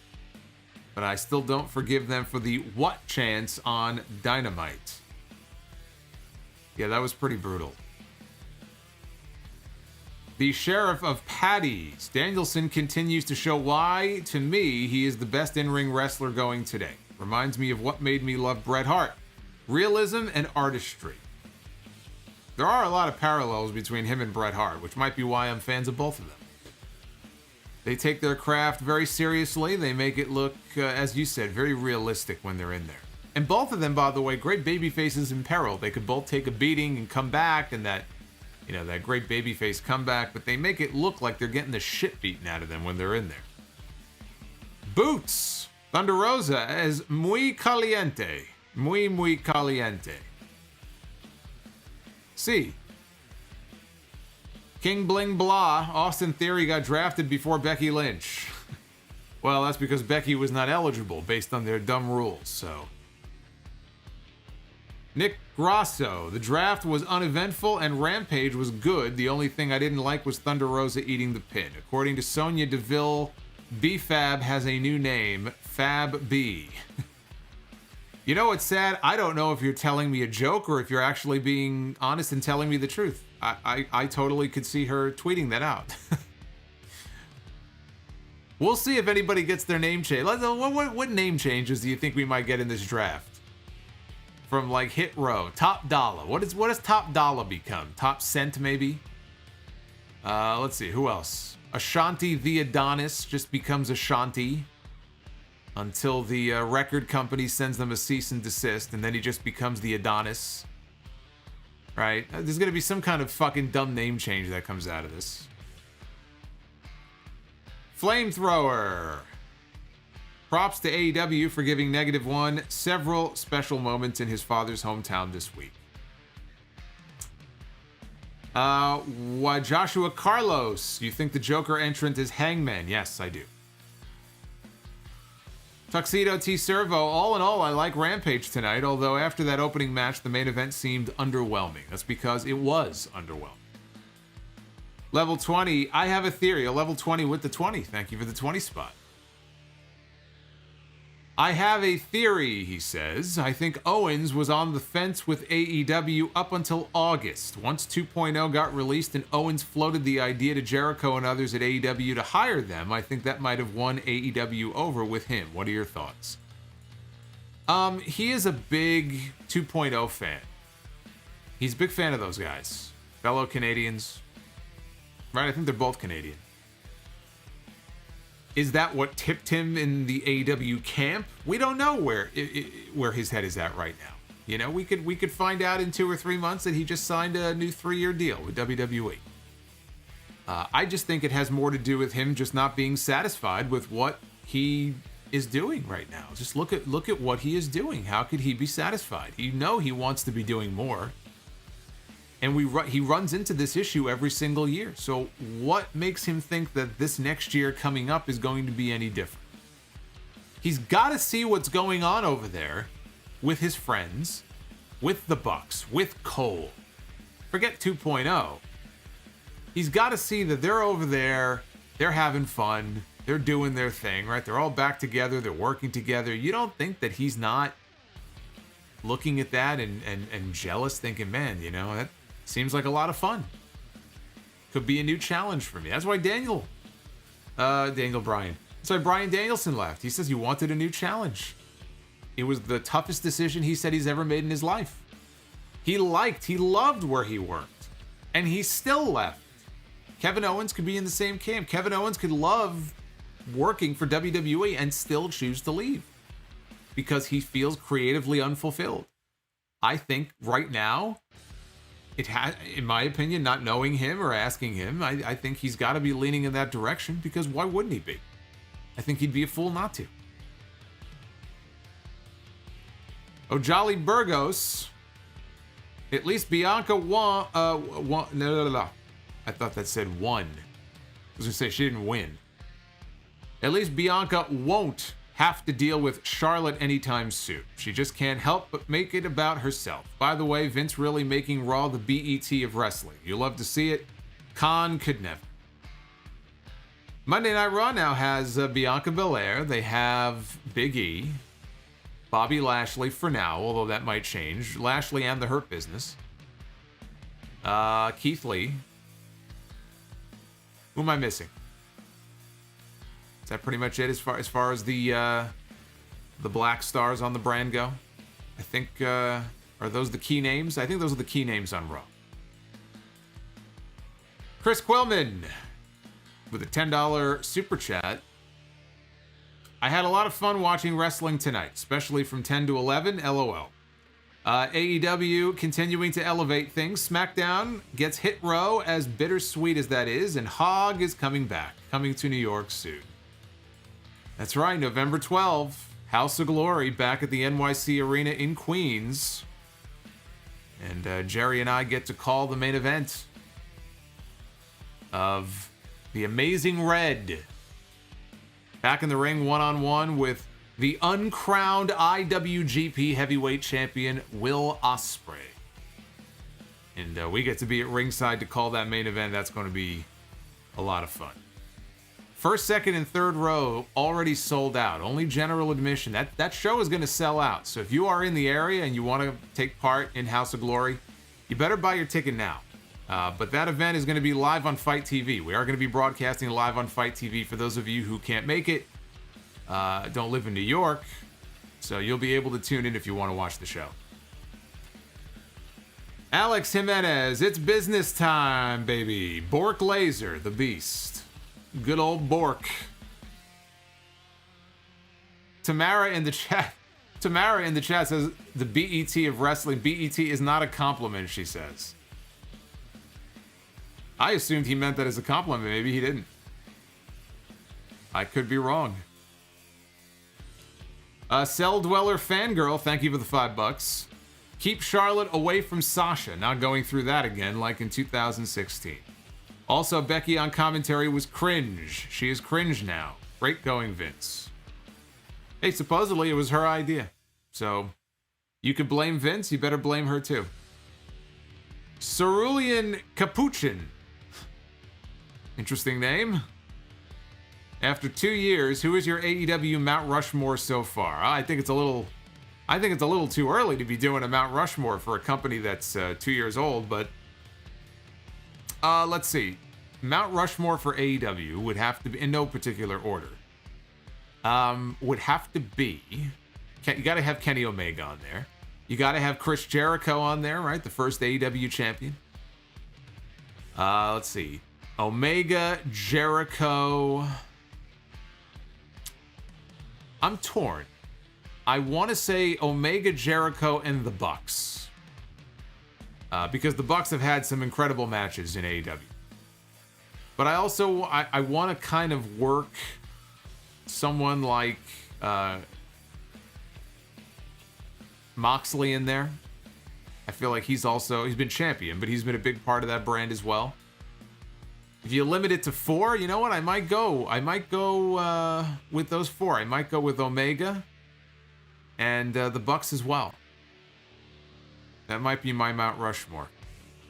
MJF, you know what? I wouldn't put MJF on there yet. He might work his way onto Mount Rushmore, but he ain't there yet. Someone said Britt.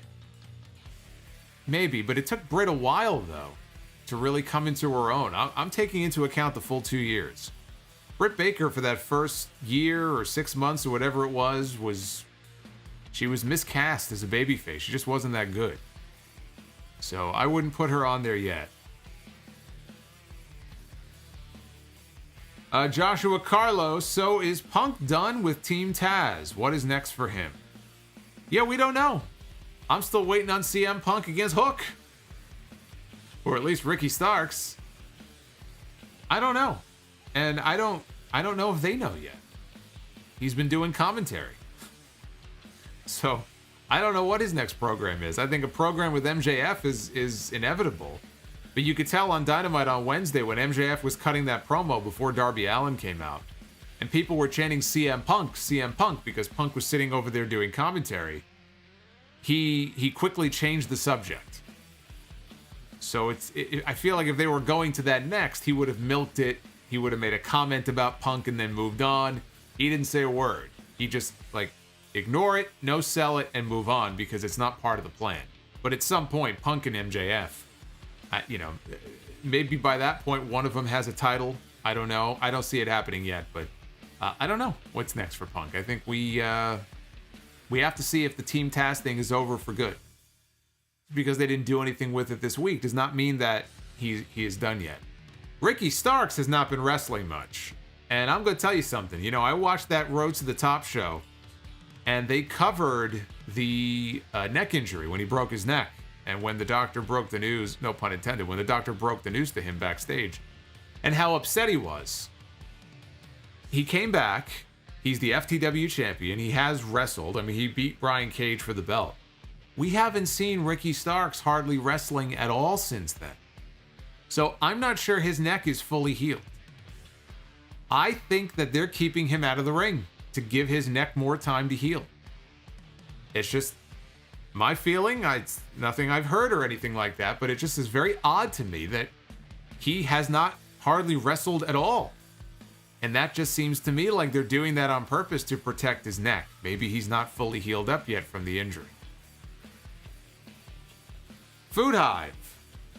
Seinfeld is now on Netflix, and I was eating dinner, salmon rice bowl, while watching the Pez dispenser. I realized that WWE has no hand. LOL. That's right, Seinfeld, all, 9 or 10 seasons, are now on Netflix. And I was very sad to see that Perfect Strangers was taken off of Hulu. because every now and then I would pop on an episode before I would go to bed, and I saw the other day that it said there were only a few days left. I said, what? Why? They took off all the TGIF stuff. I think they took off Family Matters. They took off Perfect Strangers. So now I don't know if it's going to another service or now it's just gone. I was very disappointed to see that. Quintus Brown, they really called up Hit Row after BFAB performance on Tuesday. I am fearing the worst for them, shaking my head.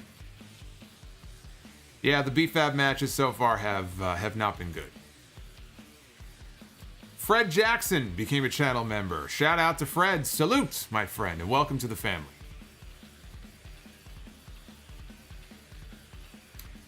Captain String Cheese. We got to have a battle. We got to have a super chat battle here one week between Captain String Cheese and French Fry Slut. We got to get those two together. We got to like lock them in a cage or something. We may be Mets fans, but it will always be infinitely better than being an Orioles fan. Let's go Mets. I agree.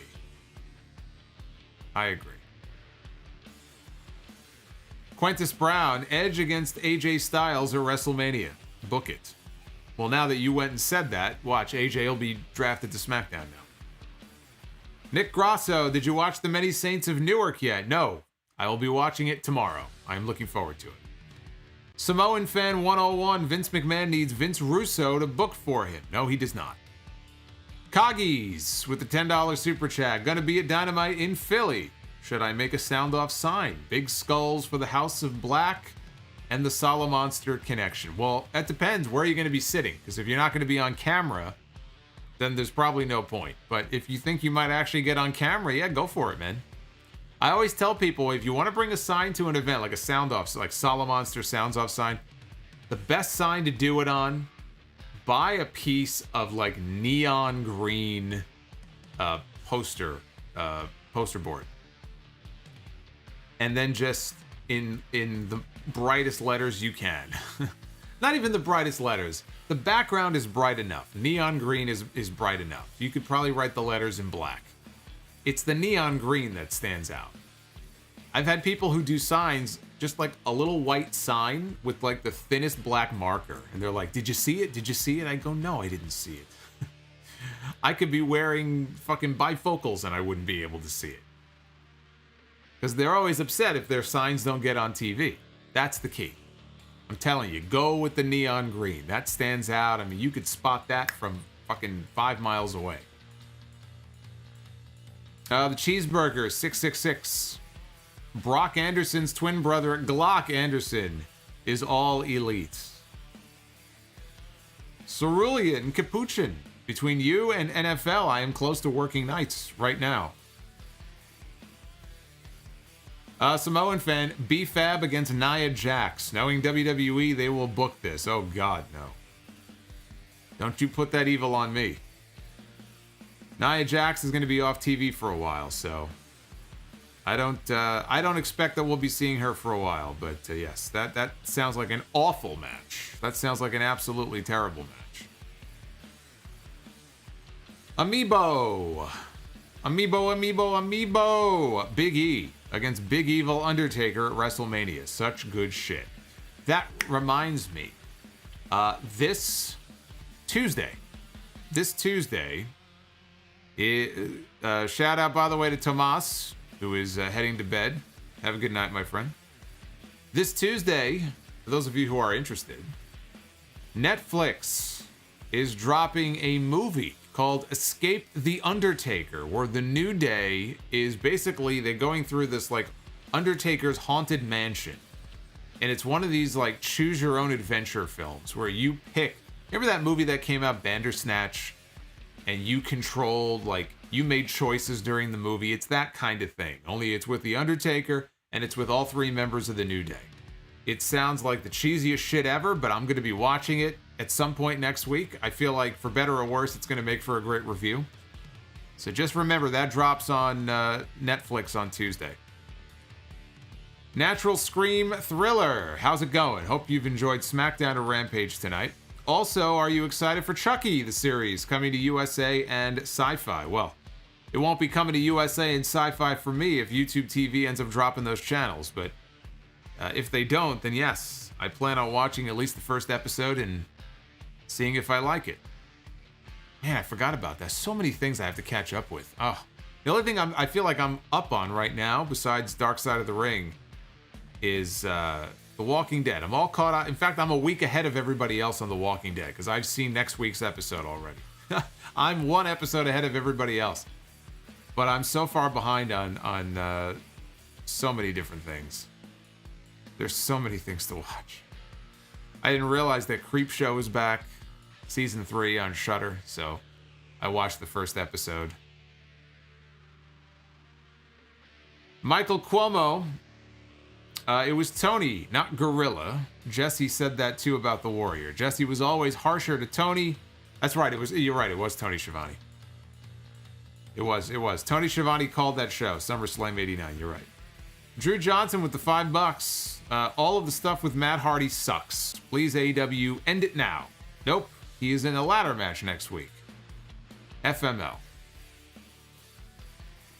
Turtlehead with the $5. I live a few miles from the 1 hour tees and pro wrestling tees store. Just say the word, he says. Maybe a few thousand ringer tees can fall into your hands. I'll be there on Wednesday. Hey, you know what? If you're going to be there on Wednesday, you may as well ask him. Ask him if it's possible. Ask him if you can get a Sound Off hoodie. You know, tell him that, the Sound Off has a store, but there's no option for any of those things. And what do we got to do? What do we got to do to get some hoodies or ringer shirts available? Old Dirty Sausage with the $5 super chat. Hey, Solomonster, my first time donating. Do you think that we see Jay White in the Battle Royal? Get away. God damn, there's this mosquito flying around here. This mosquito, let me tell you something. This thing bit me up on the arm last night. I thought I killed this thing, and now he's flying around all my lights. He wants to know, do we see Jay White in the Battle Royal next week? Well, it's not a Battle Royal. It is a ladder match, and that is another possibility. You know, this whole Joker entrance in the match next week, if it's not Hangman, it could be Jay White, which would be very interesting if Jay White was in the match and actually won. I don't think it's him, though. I do think it'll end up being Hangman. You want to guess from me? That's my guess. But Jay White is an interesting possibility because he is going to be around.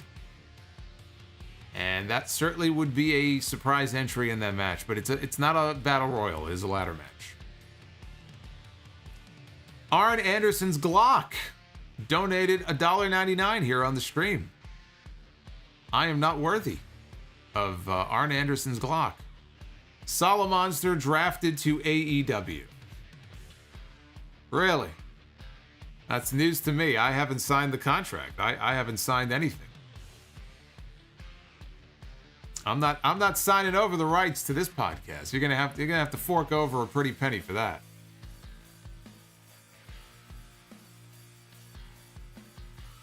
Paul Heyman.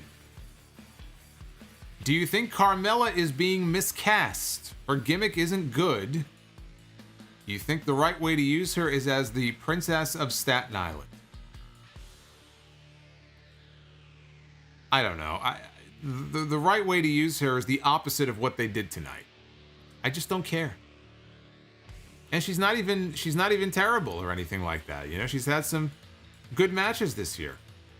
But she is just in this sort of I was gonna say no man's land, but it's like no woman's land right now, where she shouldn't be challenging for the championship. But what they have her doing with Liv Morgan is so played out at this point. And maybe she should be drafted too. You know, Corey Graves is on Raw. So you know what? I think Carmella gets drafted to Raw on Monday. If anybody could benefit from being moved over and working with new people, it's her. So it's less the gimmick issue and more a matter of just giving her new people to work with instead of the same old stuff. By the way, the 2 days it was, right? On SmackDown before Extreme Rules, Liv Morgan lost to Zelina Vega. No Zelina Vega on the show tonight. Zelina Vega has a win over Liv Morgan that apparently is going to go unavenged. I just remembered that. Still wondering what the point of that was. Paul Heyman, thoughts on Santos Escobar getting drafted to Raw? And can you see him getting an Alberto Del Dipshit run? He's talented enough where I think he, at some point, will hopefully get the opportunity to be positioned pretty high up. And he speaks fluent English, which I'm sure is going to help him a lot when he gets called up. But I would almost, put the North American title on him before Swerve goes to SmackDown. Swerve is the North American champion. He's got to drop that belt. And so maybe he could lose it on NXT to Escobar. And I would keep Escobar and Legado down there for a little while longer. Elektra Lopez is another one who is not ready for the main roster. She just started wrestling on TV. No reason to rush all of these people onto the main roster. So if it were me, I would do a match on TV in the next few weeks between Swerve and Escobar and have him drop the belt to Escobar. And let Escobar get a run with that on NXT. The Coog 97. Solo, my Mount Rushmore of AEW is Kenny Omega, the Bucks, Phoenix, and Penta. Those five have given us money matches the past 2 years. Kenny against Phoenix and the Bucks against the Lucha Bros. Let me turn this off here. There we go. And Drew Johnson. Looks like you're going to get the last word here. Solomonster, watch Squid Game. What is that? What is that? That sounds like SpongeBob SquarePants. Is that a cartoon? What is that? I don't know what that is. Squid Game? Is that an actual game? I don't know what that is. All right. I think we're all caught up on your Super Chats. So that was fun. Thank you guys for the support as you show me each and every week. As we begin here the month of October. This is the first stream for the month of October. This is Halloween month, my favorite month. I always look forward to this month, and I just have to find time to squeeze in some Halloween movies. They were showing them earlier, actually, on AMC. They were showing the first one, the second one, the fourth one, the fifth one. We'll forget the sixth one ever happened. That's the Paul Rudd one. To me, that one doesn't exist, with the man in black at the end and everything. Well, anyway. One more look at the polls. This is the AEW poll. And this is the SmackDown poll, which is only doing marginally better than it was a little bit earlier on. Hey, we got Rooster Loving Man in the chat. One of our channel members. I didn't see you there. Rooster Loving Man. Everybody give this guy a cock-a-doodle-doo. It's good to have him in the chat hanging out with us tonight.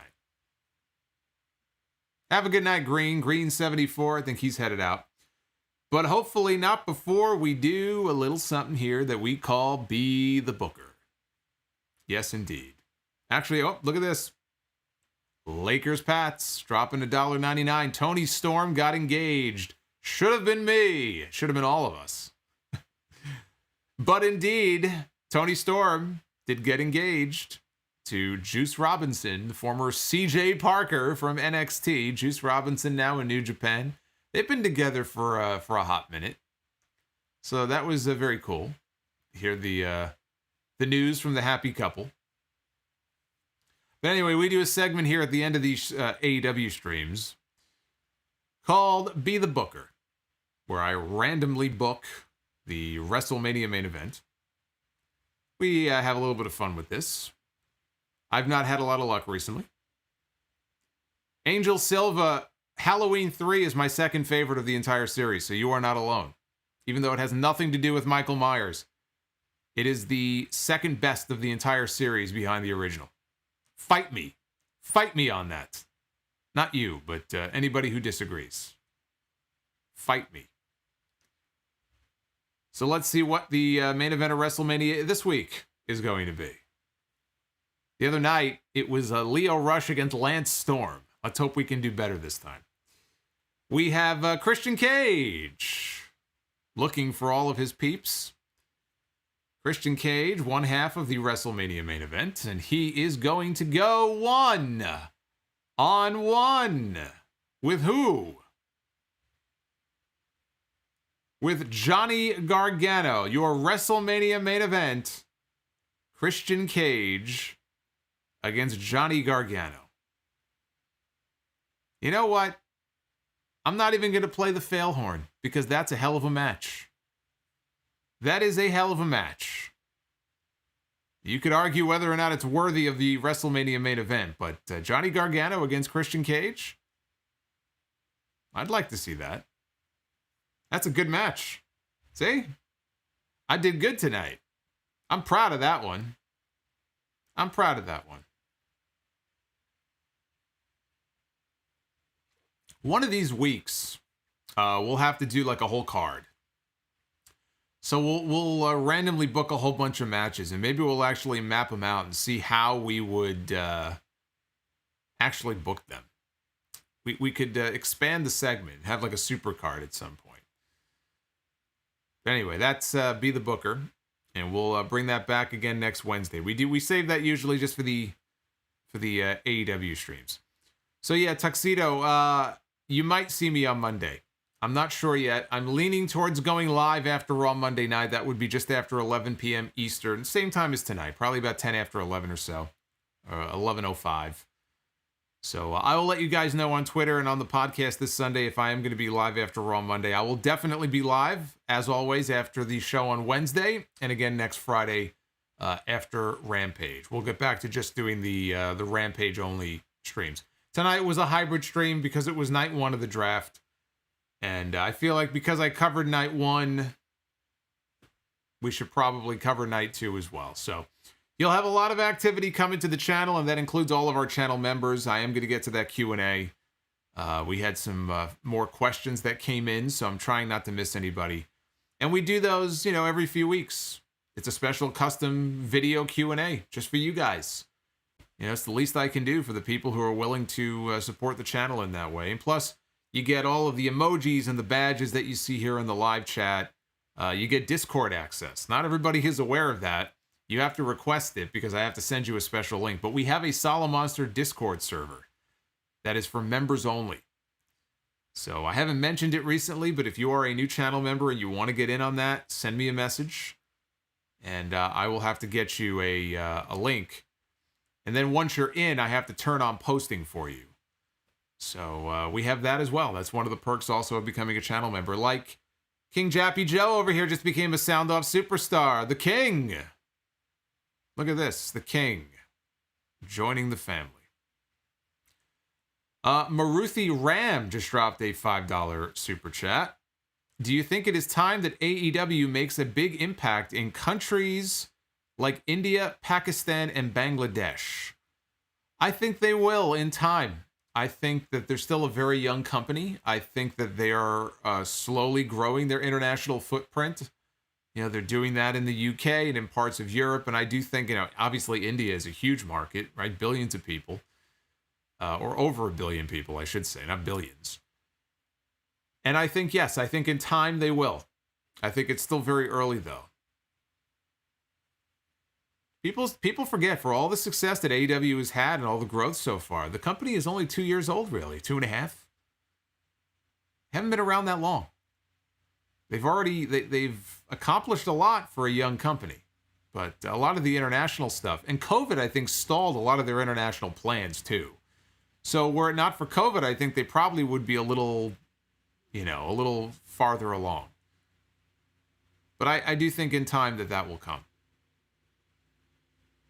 Lakers Pat says, I cannot wait to see how depressed you look after Raw is over. You might be surprised when I give my Raw review on the show this weekend. This was actually, I felt, one of the better Raws that I've seen in months on Monday. But we all know their lack of consistency, so you may be right. If Raw is really bad on Monday, you guys may be in for a hell of a stream. So if I go live, I think you're definitely going to want to tune in for that. Joey Perez says, for me, the worst Halloween film either is the one with Busta Rhymes or Rob Zombie's Halloween. Yeah, the Busta Rhymes one, I think, is universally panned as probably the worst. But the Paul Rudd one is probably the second worst. Oh my God, it's Winky with the $5 super chat. Sound of Gamer 2K19 with randomized list. Boom! What say you? Well, then I guess I better get on getting that new laptop, which I still haven't done because I don't feel like I'm going to be able to play it on this computer. But yeah, for a while I did Sound Off Gamer playing WWE 2K16, I think it was. I had that loaded up on the PC. I still have it. And there's some funny videos. If you look on the channel, type in Sound Off Gamer, probably 2K16 or whatever it was. And there was one video, it should still be up, where, unless I took it down, I was playing a match. It was Mr. Perfect against Samoa Joe. And I'll never forget, the match is about to begin, and there was some glitch that happened. And Joe, I'm trying to think, it looked like there was a leg growing out of his leg, I think. It was the weirdest, like, I was completely, it's like nightmare fuel. And it completely threw me off my game, and I lost the match in like 2 minutes. Those are some fun times. I do want to resurrect Sound Off Gamer. It's just, you just got to be patient with that. That is something I would like to bring back at some point, but it would have to be PC stuff. I don't have a console to hook up to the, computer or anything like that. But I would like to bring back something like that. That's another shirt, by the way, up in the Pro Wrestling Tee store. There's a blue Sound Off Gamer shirt for those of you who want to pick that up. Pillow v Pillow just became a new Sound Off superstar. Pillow v Pillow. Joining the stream, joining the channel. Welcome, Pillow. The Owen glitch. Yes, Judgment says the Owen glitch. Lakers Pat says, I kicked your leg out of your leg. Well, Owen was not in that game. We know Owen is going to be in the AEW console game. Owen was not in any of the 2K games. We know that. Unless you created him in the Creator Wrestler mode.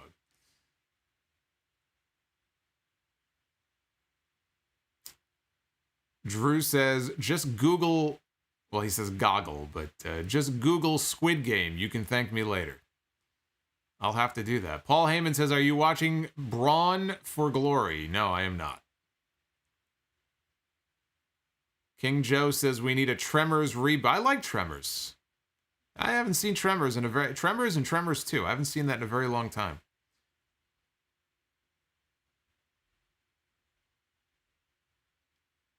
Yeah, Joey says he's not a fan of Rob Zombie's dumb origin of Michael Myers, but Michael McDowell as Loomis is okay. I think you mean Malcolm. Michael McDowell is a singer, I think, isn't he? Malcolm McDowell, I think, is who you're talking about. Loop Cannon says JTG just tweeted me. Good night. I've had JTG on the podcast twice. Tell him I said hello. JTG's, the guy's huge. He's looking in the best shape I've ever seen him in his life. He looks like he's ready for another run.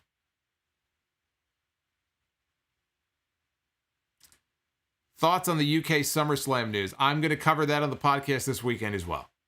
I'm going to be talking about that. The Royal Rumble coming to St. Louis.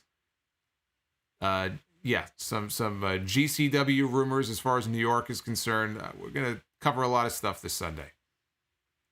Samoan fan dropped a $2 super chat. Watch Halloween 6, the producer's cut. It is better. Yeah, I don't think I've seen that. I might have to look into that. I heard there was some kind of either producer's cut or director's cut. JJ Reyes, did you like any of the Scream movies? Yes. Big Scream fan. Scream 1, Scream 2. I saw Scream 3. I don't know if I ever saw 4. I probably saw 4. But, the second one was okay. The first one is my favorite. The first one is really the main one that I like. But I think they're either rebooting it or they're bringing back the original cast, right? With Neve Campbell and David Arquette. I think Courtney Cox in January, right? I think is a new Scream movie coming out.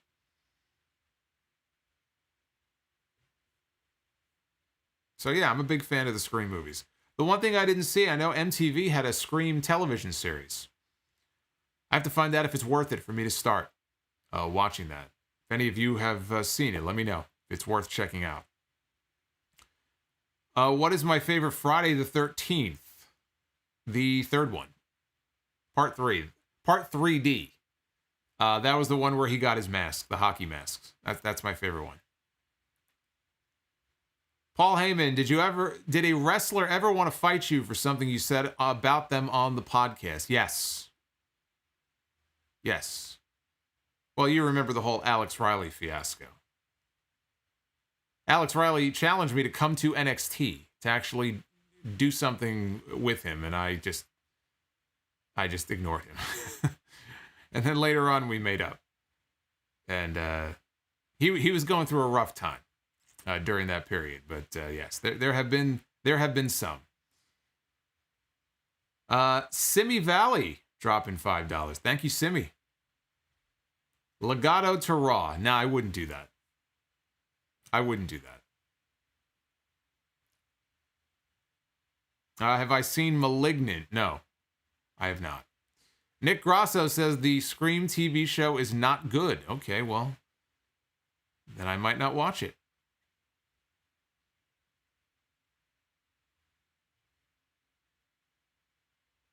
Bearwolf says, watch Bound for Glory. I'm sure it's going to be a good show. NWA, New Japan, AEW, and AAA are all going to be on the show. Well, if I hear about anything interesting that happens on the show, I will check it out post-mortem. But I have no plans of watching it live. Dry Chicken thinks Zack Sabre Jr. is winning the G1 Climax. You know what? He's been killing it in the G1. And I heard him the other night name drop the American Dragon. He called him a dickhead. He wanted to know, where is he? Where's the American Dragon? Teasing a possible future match between Zack Sabre and Bryan Danielson.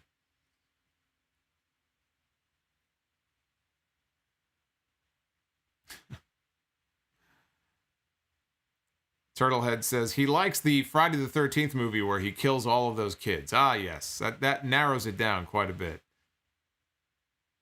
Do I honestly believe the Mets will eventually make it back, or ever, he says, make it back to the World Series? Yes.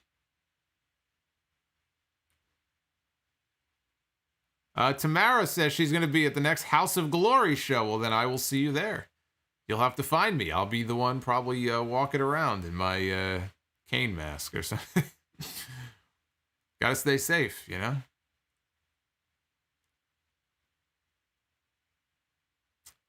Play Outlast for Sound Off Gamer. You'll love it. That, just hearing the name sounds like it would give my computer a heart attack.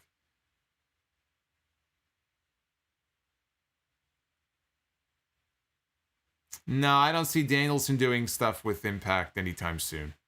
Much better chance he'll do stuff with New Japan. Because that's always been a goal. I've never heard him say, oh boy, I can't wait to work for Impact Wrestling. You know, I've heard him say, I want to work Japan. I want to work the Tokyo Dome. I want to work in New Japan. I want to work in Mexico. Between that and his AEW matches and his AEW responsibilities, I don't think he has any interest working for Impact.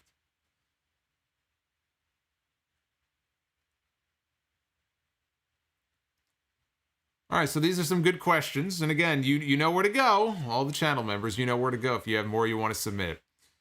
Thank you for hanging out with me, guys. 1:30 in the morning, I'm going to let you go. Dry Chicken. That might be the comment of the night. Arn Anderson more over than Carl Anderson. That is undoubtedly true. That is not just this week, but every week. Arn Anderson more over than Carl Anderson. Carl Anderson wishes he could be half as over as Arn Anderson. Have I seen Silence of the Lambs? Of course. Of course I've seen Silence of the Lambs. Still mortified by that scene where she's walking past all the jail cells and that one guy throws the you-know-what on Jodie Foster. Still grosses me out.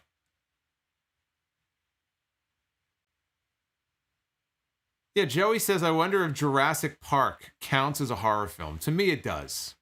I said the same thing about Jaws. Some people don't think Jaws is a horror film. Oh, I don't know. It's a movie about a giant fucking shark that goes around eating people. I'd call that a horror movie. You can list it under whatever genre you want. Just make sure horror is one of the genres it's listed under. Jaws is a horror movie, and Jurassic Park is a horror movie as well. I don't care what anybody says.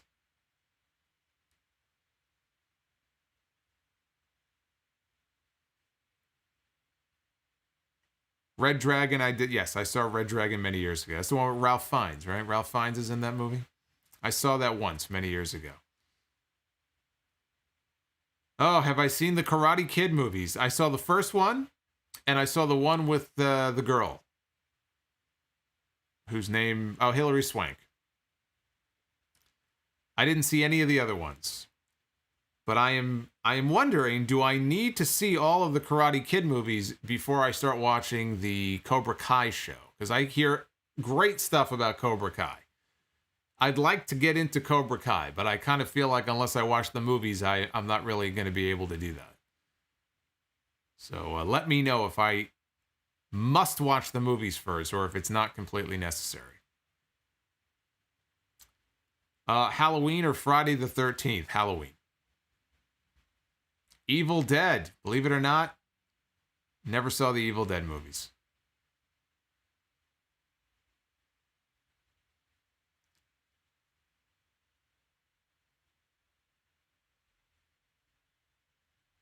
Nick Gage for Scream 5. Yeah, I don't think Nick Gage needs to be doing movies. Stranger Things. Yeah, of course. Stranger Things is one of my favorite shows. I'm waiting patiently for season 4. I saw the trailer. It looks great. I saw the trailer for Ozark as well. Final season coming up, season 4. Ozark is one of the best shows I've ever seen. If I had to make a top 10, Ozark might crack the top 5. With Jason Bateman and Laura Linney, it's a great show. Coming up on the final season.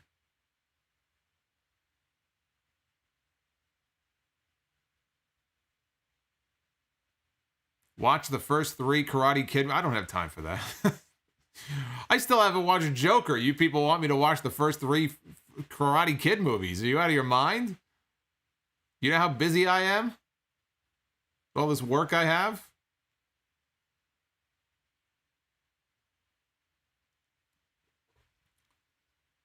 Bearwolf says it's more suspense or thriller. I don't know what movie you're referring to, but if you're referring to any of the ones I just mentioned, yes, it's suspense, it's thriller, and it's horror as well. It could be all 3.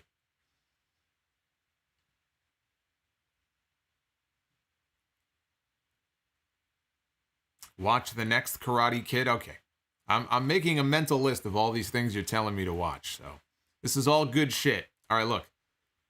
Now I'm going to go for real. So thank you for joining me for tonight's super stream. Again, I will see you guys on Sunday, episode 724 of the podcast, and then possibly live after Raw Monday night. And head on over to ProWrestlingTees.com and grab yourself an anniversary shirt, because we're going to have a whole big celebration in the month of November. And we'll probably do an anniversary stream and do a lot of what we're doing right now. And we'll answer email questions, super chat questions, and we'll have a ball. We'll have a blast. So anyway, until then, take care, guys. And again, I will see you on Sunday for 724. Take care, guys.